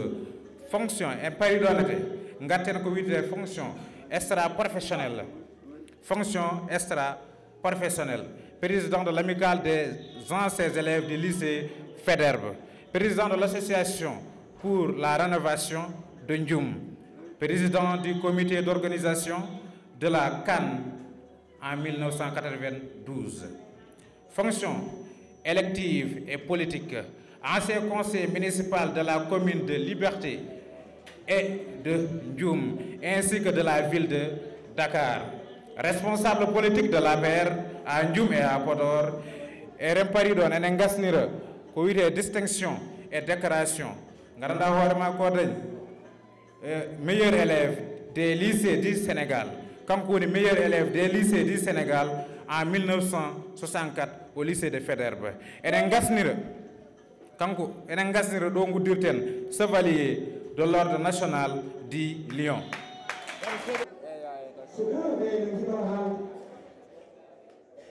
Nam idaɓe haalde ina waɗa teddide so mawɓe teddi ma waɗede defi monsieur Aboubacar Touré, vous avez la parole. So ɗum woodi yoni ko haala ñeñu oɗon ɓe kaali sande ɓe laaɗi joni mum ala wona gon kamɓe tara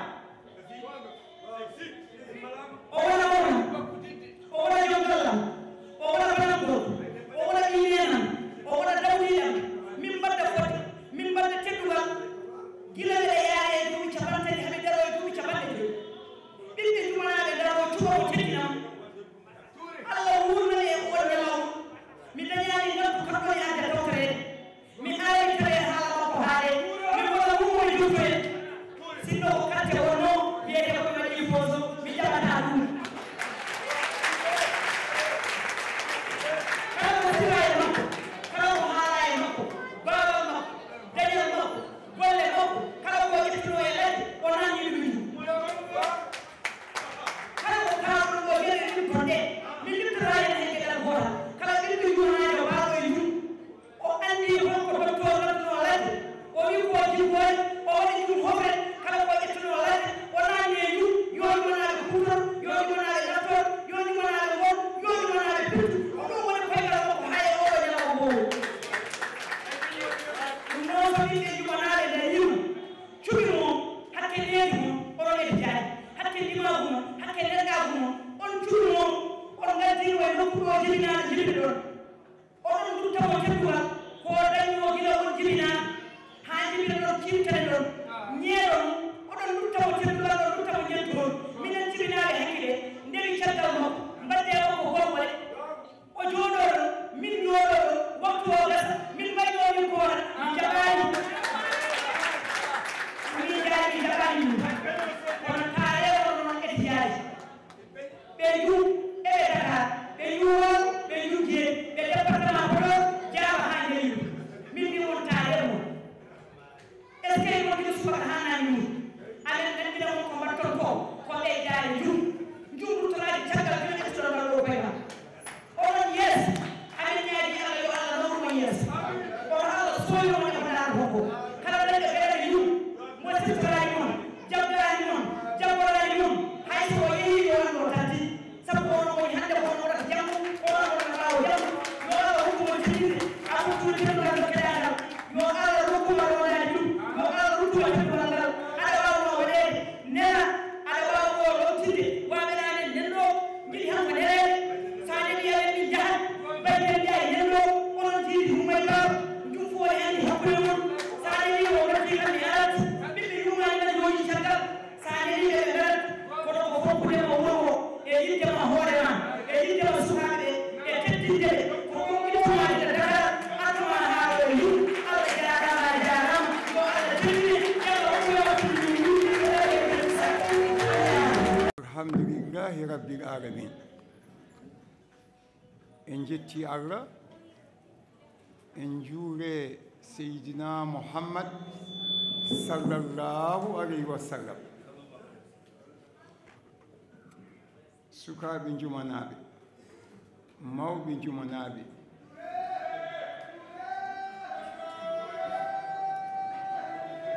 mi salmini moɗon mi yetti moɗon mi juurima moɗon haa ɗo kadi mi yetti mon haa ɗo kaaddi yettude ko adi fof ɓeɗe salmina wonɓe ɗo e taabal ngal wonɓe ɗo wonduɓe yam ɗo e taabal ngal mi ardina heen sehiraaɓe banndiraaɓe seernaaɓe meɗen El Hadj Malick Samba Tall El Hadj Malick Samba Tall amen jiidi amen jontidi min nafodiri min liggodi Allah kadi addi men pottiɗo hannde mi yetti en Allah nde Allah waɗani amen ɗum Allah waɗani amen min pottiɗo hawri onon oɗon teddinamo oɗon teddinami oɗon teddina waaɓe no amen ni ɗo e jom mi salmina heddiɓe ɓe mi rewna heen miñam sehiram bandiraɗo sehi mon bandi mon woni Kalidou Dieng Kalidou Dieng noon sa yi ɓeɗe ara kala ko jumanaɓe mbaɗi ɓeɗe ara min de ɓeɗe yiɗi kala ko jum waɗi mi tawtore mais way kono min ko kanko ñembanmi wayno ko kanko ñembanmi somi ƴeewi no waddata ni e sukaaɓe ɓe no softiri ni heen ko jaranimo ko min ko mbawnomi wadde fof walla ko jinnomi wadde fof mi yawa ɗum mi wiya ɓeɗe ñemtinam ko ɗum waɗi kala nde ɓiɗɗo jumanajo tawi ko kañum tan gooto walla wone fedde o noddimi e wallude jum e ligganade jum ñaaguimi Allah tawi tan ɓeɗe foofa taw ɓeɗe wawa tawtorede ɗum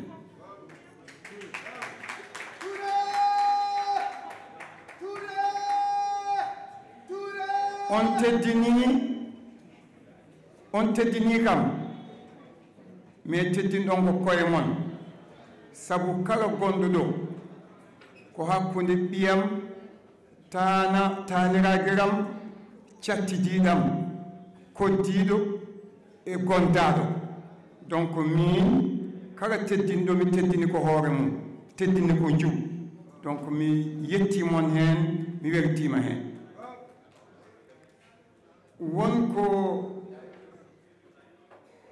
wonɓe ɗo aussi mi wawata wasde haalde ɗumen no mbami ni e jum ko noon ɓe mbaye e jum goto fof noon ɗo hetti eɗo woni horon woni horɓen woni Amadou Ndiaye di Baydel soɗon kaari inde makko officiel mbiyatomo ko Amadou Ndiaye oto mbiyemo Baydel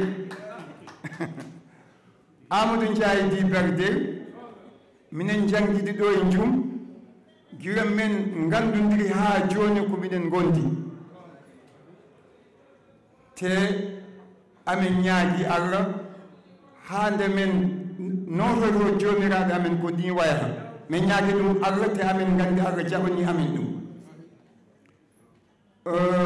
keddiɗo ko Bocar Sock amon ɗo jooɗi on ne ko minen mbaddi lycée fédéral minen mbaddi 6e ha 4e ko ɗon min ceerti gira nden ha joni ɗo mbawmi wonde walla ɗo wawi wonde fof ko minen gondi ko sehir ko bandiraɗo ko cattidiɗo ko giɗo donc ko on aussi ɓeɗe yiɗi gandonmo sabu minen e ɗo men mbawi tornade fof koye service jum tan men goni kanko toon e France kanko wonno nden kala komin kewni kala komin jiiɗi wadde kanko waɗata amen toon représenté te Allah waɗani amen ɗum fecci ɗum kanko woni France min gonmi Dakar Amadou Ndiaye woni ɗo e jum min jantina heen heddiɓe ko wayno Ibba Diongo en Boubacar Date en ɓeɗon mbaɗi renforcé groupe amen oɗon on groupe woni minen dañji bac minen jaadi lycée ha joni minen gondi te ɓe sikki tan jumanaɓe ko jawaki amen hen so ɗum yawti won baɗɗo présentation CV am joni seeɗa tan ɓeydanmi hen wonno haardi ɗum affaire thèse o tawi ko anduɓe étude universitaire sa dañi doctorat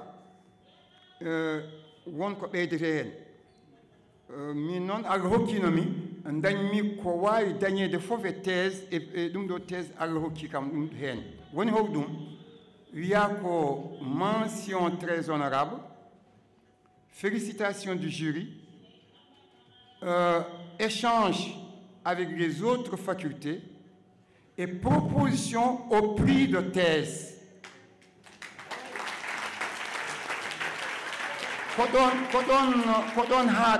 Kodon hadara. C'est-à-dire donc voilà proposer prix de thèse. Donc yo mi hokki prix de thèse mi wada concourir ko ɗum wonno mention mo dañomi o e thèse kanko haaɗi félicitations de jury mais ɓeyda hen ko échange avec les autres facultés donc wona thèse fof waɗete échanger avec les autres facultés ɓe mbi yo waɗe échanger faculté ji aduna ɗi fof ɗum ɗon ko kadi ko hen wattere wiye joni kadi proposé prix de thèse ɗum kadi waddete hen ɗum ɗon jinnomi ɓeydude hen ko hetti ko noon temps o hokkirani yewtere nde ɓeydo judde ko on mbaɗini kam parrainé on gaddini kam haaju goɗɗo mbiɗon yomi waɗan mon exposé heewani wadde heewno ko tan neɗɗo wona parrain ƴeewe goɗɗo yo waɗ exposé mais on mbaɗi kam parrainé kadi on mbi kam yomi waɗan mon introduire thème moɗon te jooɗi ɗon ha mataw ha hanki walla heccenki bon mi andano tawi ko min waɗanno walla mi wona min waɗanno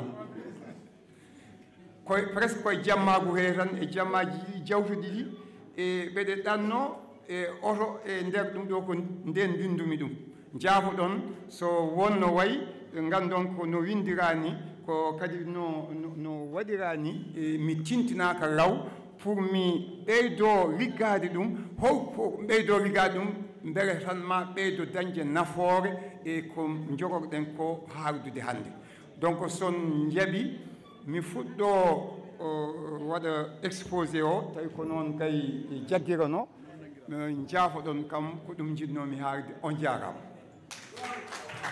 thème o wiyete ko la nécessité d'une interaction constructive et réciproque entre la science et la société.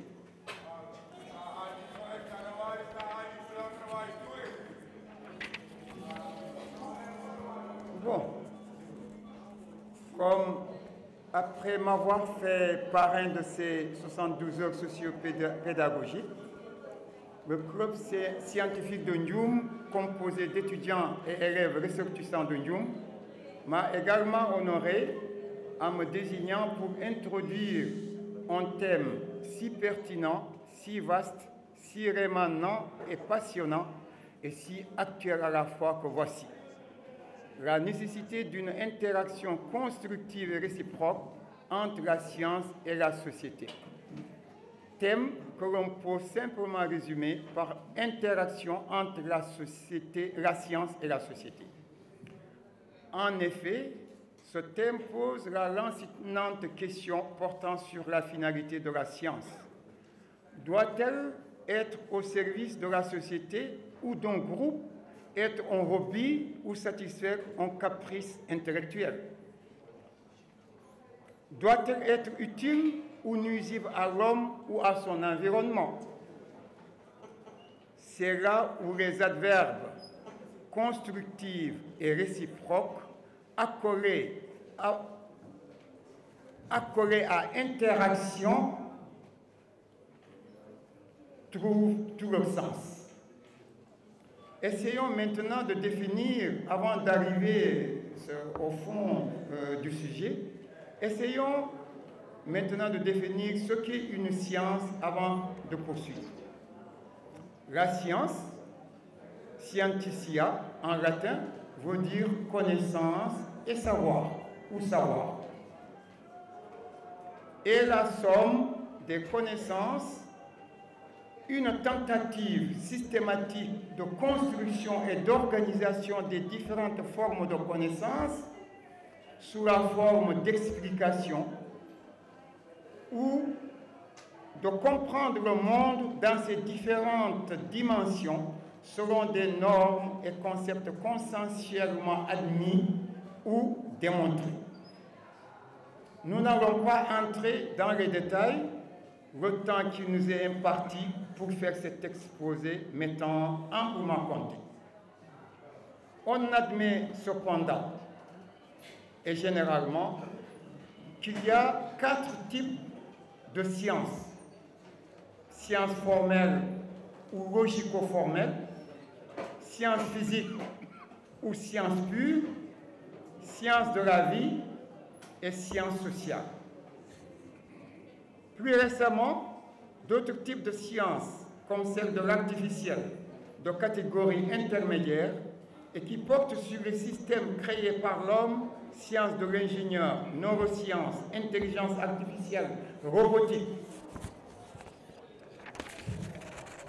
On peut également subdiviser les sciences en sciences fondamentales ou sciences appliquées.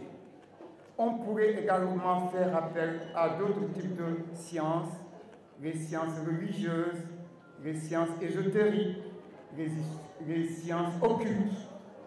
Mais le but final de toutes ces sciences est de répondre aux besoins de l'homme, qu'ils soient d'ordre biologique, mental ou spirituel.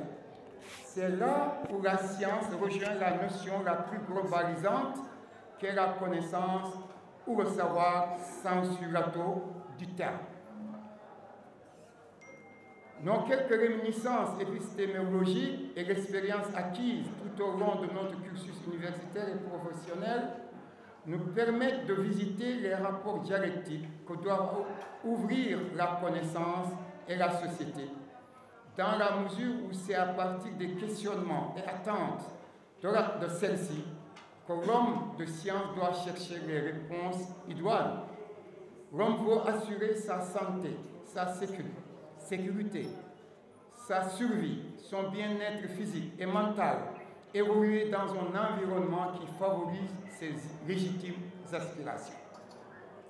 L'homme de science, soit dans un cadre individuel ou institutionnel, doit être attentif à ces complexes et exigeantes attentes, et ce, sous la responsabilité stratégique et normale de l'État. L'homme de science observe, constate, diagnostique et propose des solutions à travers la recherche, qu'elle soit fondamentale ou appliquée, et l'innovation. Le dialogue entre le savant et la société, sous l'arbitrage de l'État, doit être permanent et holistique. La recherche doit être ouverte au monde réel et non être ou devenir une activité de dilettante en vase clos, de satisfaction de curiosité intellectuelle personnelle ou de course aux honneurs sans utilité pour la société. Sans éthique, l'homme doit tout faire pour accéder au maximum de connaissances.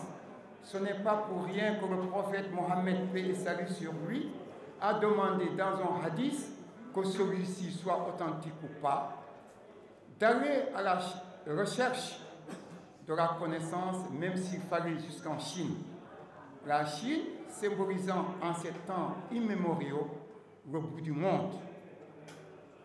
Cette invite serait à l'origine de l'introduction de l'islam en Chine sous le califat de Ousmane ibn Affan, en la personne de Saad ibn Waqas, un des oncles et compagnons sahaba du prophète, paix et salut sur lui.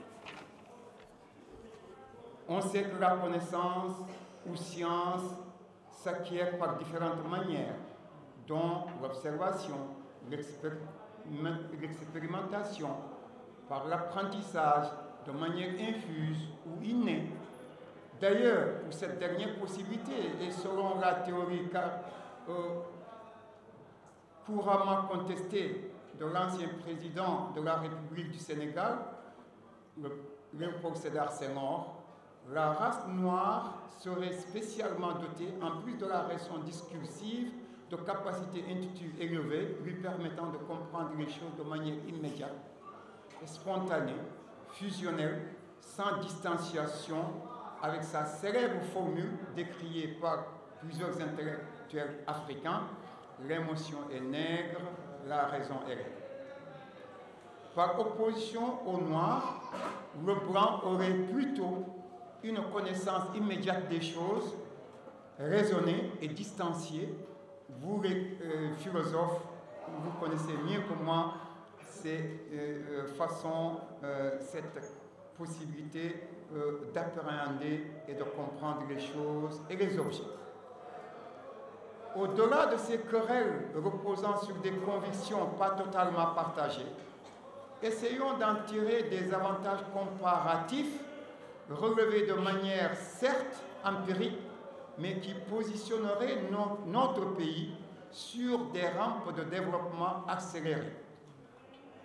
Les scientifiques devraient jouer le rôle de lanceurs d'alerte, de sauveurs, de sapeurs-pompiers, de lanternes. Ils doivent éclairer la voie, de réparateurs de torts et de maux quand il y a des personnes qui doivent, c'est-à-dire qui ont maille à partie avec des multinationales, parfois avec l'État ou par des personnes physiques ou morales qui veulent atteindre à leur intégrité.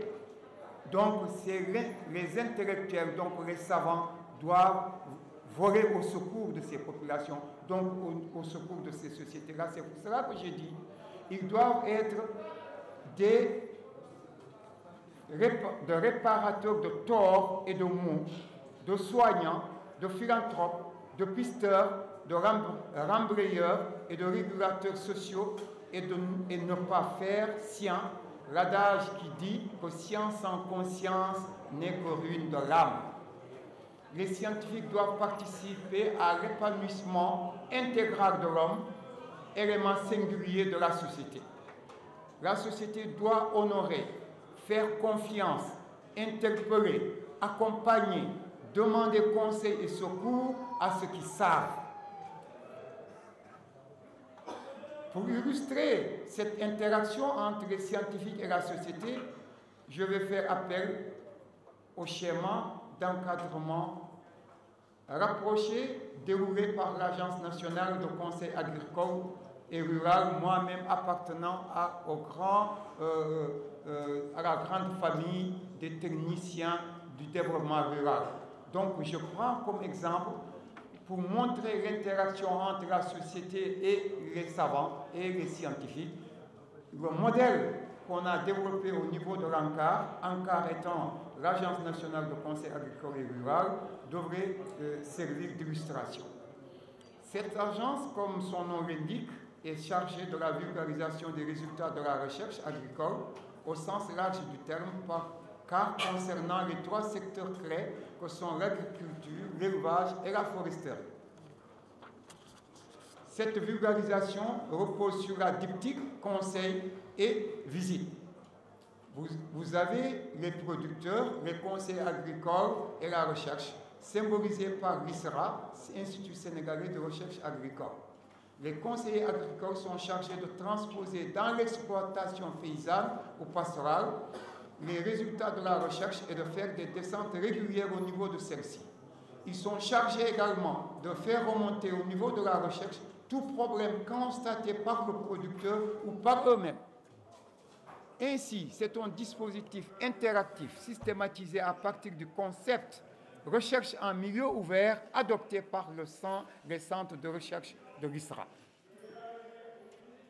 Pour conclure, il faut simplement dire que le Sénégal doit jouer sur l'avantage comparatif et compétitif que constituent ces innombrables ressources humaines existantes ou potentielles qui sont de rang mondial. Notre principale richesse, ce n'est pas le pétrole, ce n'est pas le fer, ce n'est pas le phosphate. Nous devrions miser davantage sur nos ressources humaines. C'est ces ressources humaines qui permettent d'être véritablement les moteurs d'un développement. Mais les matières premières, vous avez vu, des pays comme le Congo, les deux Congos, le Gabon, l'Angola, la Guinée, le Mali, tous les pays africains presque. Mais pourquoi ils n'avancent pas? Parce qu'ils n'ont pas mis l'accent sur là où on doit le faire, comme l'ont fait certains pays, comme Israël, comme la Corée du Sud. C'est les ressources humaines d'abord qu'il faudra valoriser avant de s'occuper des richesses naturelles. C'est ça le développement durable, c'est ça le développement qualitatif, c'est ce développement qui nous permet à nous d'être autonomes et de ne pas dépendre des autres. Parce qu'avec les matières premières, vous devrez commercer avec les autres. Ils fixent parfois les règles. Vous prenez leurs machines, leurs ingénieurs parfois, ils prennent ce qu'ils veulent. Vous ne savez même pas ce qu'ils prennent. Ils vous polluent, ils vous font ce qu'ils veulent. Alors faisons, c'est-à-dire développons nos ressources humaines. C'est ça que je voulais dire. Donc, nous devons renforcer, pour ce faire, nous devrons renforcer notre système éducatif pour être au diapason des connaissances d'aujourd'hui et de demain, dans notre vocation de pays de service, en plus de nos richesses naturelles appelées à modifier le visage du Sénégal. Formons pour l'Afrique et le monde, comme dans le modèle israélien. Souvent, on entend que oui, on doit former 10 ingénieurs, 20 médecins, des trucs comme ça. Le Sénégal devrait former pour le monde. Israël, c'est un petit pays, mais vous allez en France, vous allez aux États-Unis, vous allez dans tous les pays, en tout cas, surtout de l'Occident. Les Israéliens, ils occupent les postes clés. Le Sénégal aurait pu faire pareil. Nous avons les meilleurs, nous faisons partie des meilleurs. Malheureusement, une partie de ces meilleurs est utilisée par l'étranger. Et c'est pour cela que nous devrions revoir le paradigme. Formons nos jeunes ici, nos étudiants ici, utilisons-les ici, ou bien utilisons-les pour le monde au profit de notre pays. Nous pourrons le faire. Il faut que nous changions simplement de paradigme. Pour répondre à cette formidable demande de formation en qualité et en quantité appréciable, Ndioum a un rôle primordial à jouer.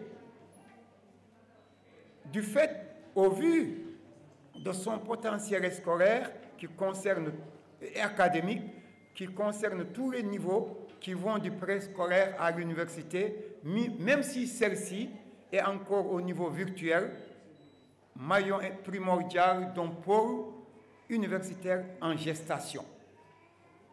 Ndioum va être né un nouveau lycée que nous souhaitons ériger en lycée d'excellence. La formation professionnelle doit également être privilégiée. Nous devrions, en tout cas, avoir pour les prochaines années un centre de formation professionnelle, pour ne pas dire un institut supérieur d'enseignement professionnel.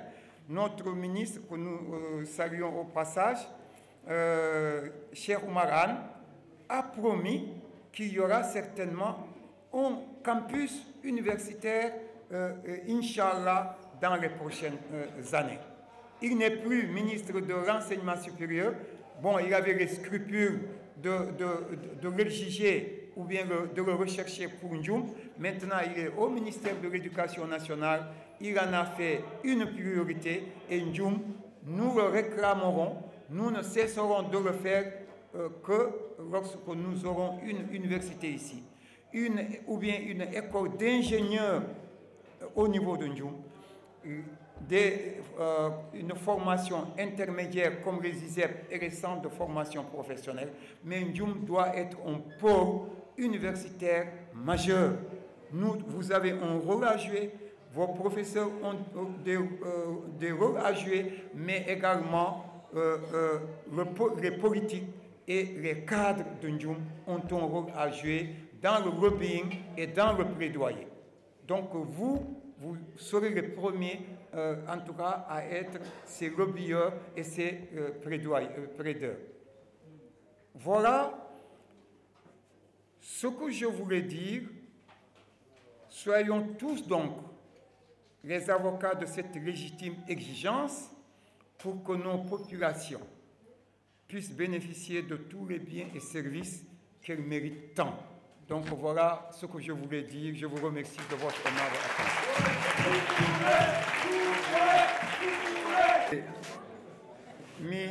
Mi ƴeewa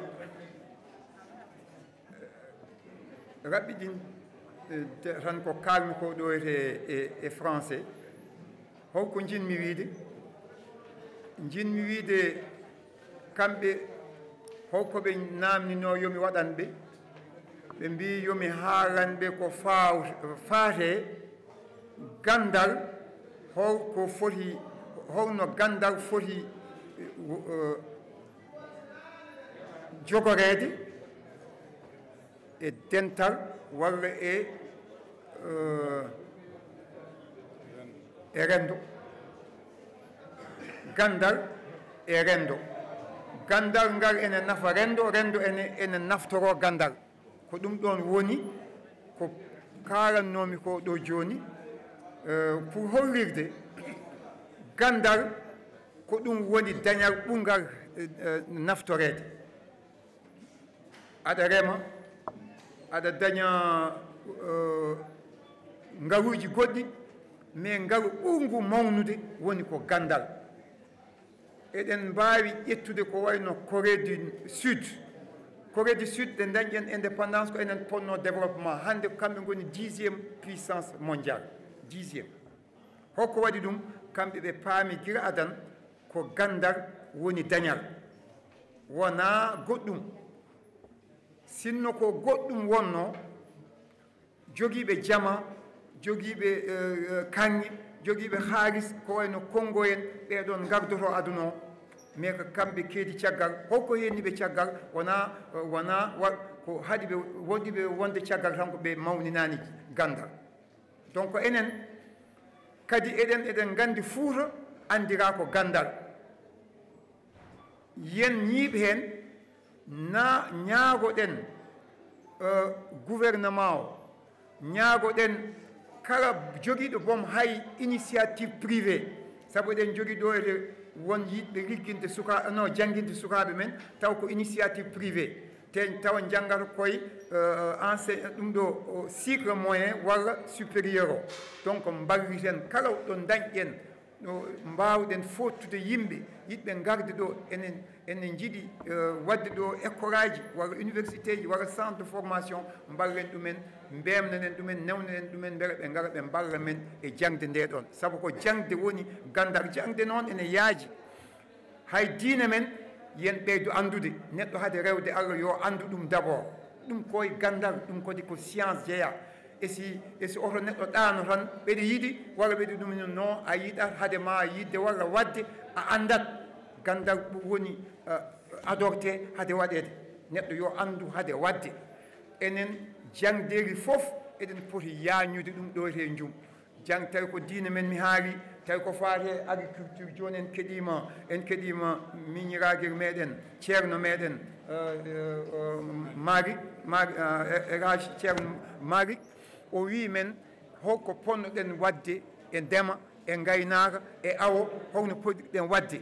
effectivement sen banno ɗum caɗele gonata ɗo hen ndi leydi mais holko foti ardinede ko gandal kala nde a ardinani gandal pour pewda ɗum sa waɗini a rippat ɗo gotel tan a yarata yeeso saabu no ndemirtono ɗen ni walla no gaynirtono ɗen ni holko wayrata ɗum ko gande kese ɓoyɗe ɗe e kese ɗe ndendinte beele men jaaru yeeso ɗum ɗon eɗen poti wattude hen hakkille kadi men mbattu hen hakkille gandal ngal foti wonde ko gandal nafowal wona gandal gaddowal caɗele yimɓe gadduno ɗumen nuisance saabu gandal ene addi nuisance ko wayno bombe atomique won liggiɓe ene ƴeewa holno mbarirta yimɓe no aɗa ɗum ɗon ngal ɗon gandal heureusement angal jogui application ngaji goɗɗi woni énergie atomique taw yimɓe ene daaro hen électricité mais sinno wonano ɗum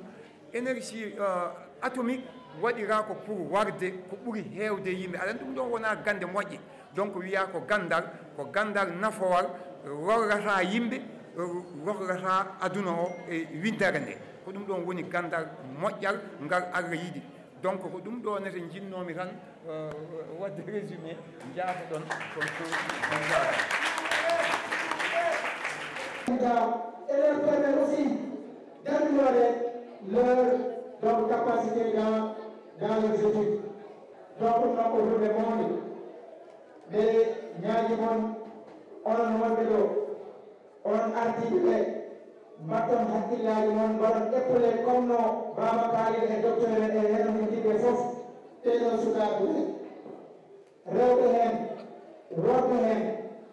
mbaɗan ɓe épaulé kala mbawi jaggude jagganon ɗo dusonde sabu aɓe jogui kadande ɗe aɓe jogui doole ɗe aɓe jogui hakkilantawa ngal son ɓeydiɓe tan ɓe jahat kano ɓeydonoɓe ɓe jahat kano mbaɗan encouragé ɓe jahat te hay ɗum ɗo koye encouragement o jeeya sabu goote mon fof ine jogui haaju goote mon fof ine jogui ko foti waɗoyde mais on jaɓi jooɗaade waɗde patienté heɗaade Seydou Kane o keewra haala heddiiɓe laaɓe men ni mbaɗon patienté haa sukaaɓe aussi mbaawa waawde waɗeede honoreede on aussi onon poti waɗeede remercie no feewi denen ñaage mum on paɓɓan koye mum gomon e koye mum onon jooɗiɓe ɗo fisuba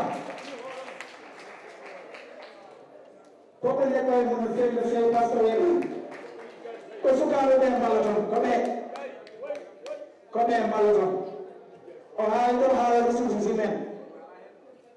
selon le mécanisme africain d'évaluation par les pairs MAEP, et dit que la bonne gouvernance, c'est 4 piliers. Ce sont les prérequis de la bonne gouvernance. Premier prérequis, c'est la sécurité.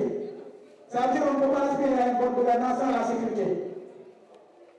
Deuxième pilier, ce sont les bonnes infrastructures. On ne peut pas aspirer à un développement local sans infrastructure. On a eu au centre où il y a des panneaux.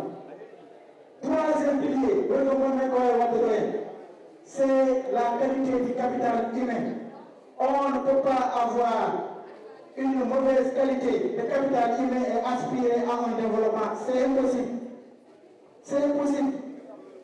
Quatrième et dernier pilier, ils ont dit c'est la qualité des institutions. Nous ne pouvons pas avoir une instabilité institutionnelle et aspirer à un développement. C'est impossible. C'est la qualité du capital humain. Si les gens ne sont pas formés, si les gens ne sont pas informés, si les gens sont analphabètes, on ne peut pas aspirer à une sécurité. C'est impossible. On a beau construire des salles, des infrastructures, des routes, de bonnes infrastructures. Si les populations ne sont pas informées, ne sont pas éduquées, ils vont tendre à la destruction des infrastructures. Donc, on ne peut pas aussi avoir la qualité des institutions sans pour autant avoir un capital humain. Ce qui nous faut bien des réformes pour l'éducation, formation. Maintenant, pour nos familles. Et qui veut détruire une nation, un pays doit détruire son éducation. Nelson Mandela dit la meilleure arme, pour changer le monde, c'est l'éducation. Victor Hugo a dit, vous pouvez éclaircir les rues, les riens, les pouvoirs. Mais ce qu'il ne faut jamais oublier d'éclaircir, c'est l'esprit des gens. Ça veut dire que la conscience, ça veut dire que la formation, ça veut dire que l'éducation. Donc ce n'est pas quelque chose qui est petit. Donc sans tarder, merci Dr Abou Touré, merci Tember Ami, Haraniro. Nous avons beaucoup d'autres projets à travailler ensemble, vous et toutes les personnes qui sont ici présentes. Sans tarder, nous allons passer à la remise des prix. Pour le primaire, nous n'avons pas pris les notes durant l'année scolaire. Nous avons pris les notes pendant les cours de vacances. Pour un jour meilleur. Chers lauréats et lauréates, je tiens à vous féliciter chaleureusement. Vous méritez d'être récompensés devant vos parents, devant la commune. Vous faites la fierté de vos enseignants, vous faites la fierté de vos parents, vous faites la fierté de la commune. Et pour cette année, le club a choisi à sélectionner 39 élèves, dont le primaire, nous avons choisi 11 élèves. Pendant les cours de vacances, comme mon frère Sédougan l'a dit, on a choisi les 11 meilleurs à partir des évaluations qu'ils ont eu à faire. Et pour le moyen, on a choisi 4 par niveau. Les 6e, on a choisi le 4, 5e, 4e, 3e, même chose. Donc je vous rappelle, un élève peut être premier de sa classe et ne pas être primé. Car on réunit tous les classes de 6e et on choisit que les 4 meilleurs par niveau. Pour le lycée, on a choisi, comme on a dit, le club scientifique, et nous sommes en train de prôner la science. On a décidé de choisir les 15 séries S, 3, les meilleurs de 3 par série S, et pour les séries littéraires, on a choisi qu'un élève. Et d'ailleurs, les résultats confirment que les scientifiques sont toujours devant, car tous les 3 premiers scientifiques sont vraiment supérieurs à celles qui sont en série L. Donc les scientifiques vivent la science et prônent la science. Donc pour le primaire, pour le CP, nous avons appelé l'élève Aminata Seck, Awa Ndiaye et Mariam Ndiaye.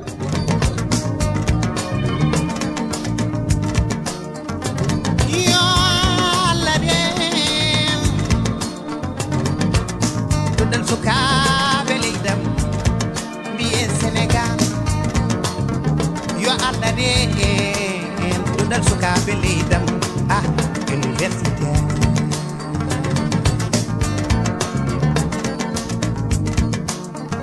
ballen ɓesgumen noɓe jangiri daña jam mbaɗen yo mbaɗen wela ha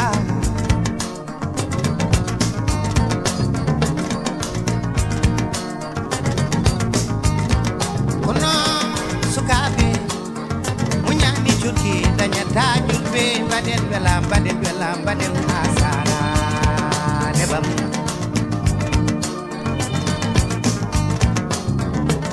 mbalen besgu men no ɓe jangguiri daña jam mbaɗen hasara nebam ayi lele jama ayo lele jama ayi lele jama ayi lele jama ayo lele jama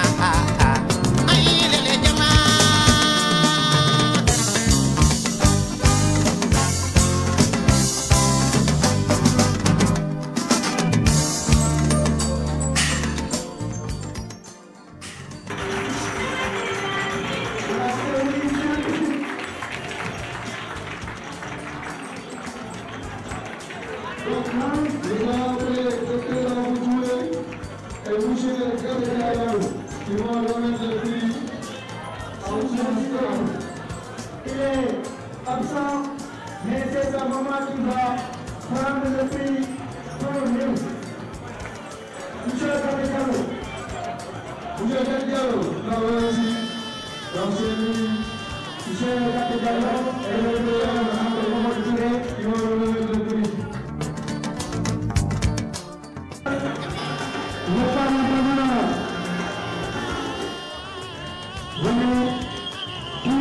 membres du club scientifique. S'il vous plaît. S'il vous plaît.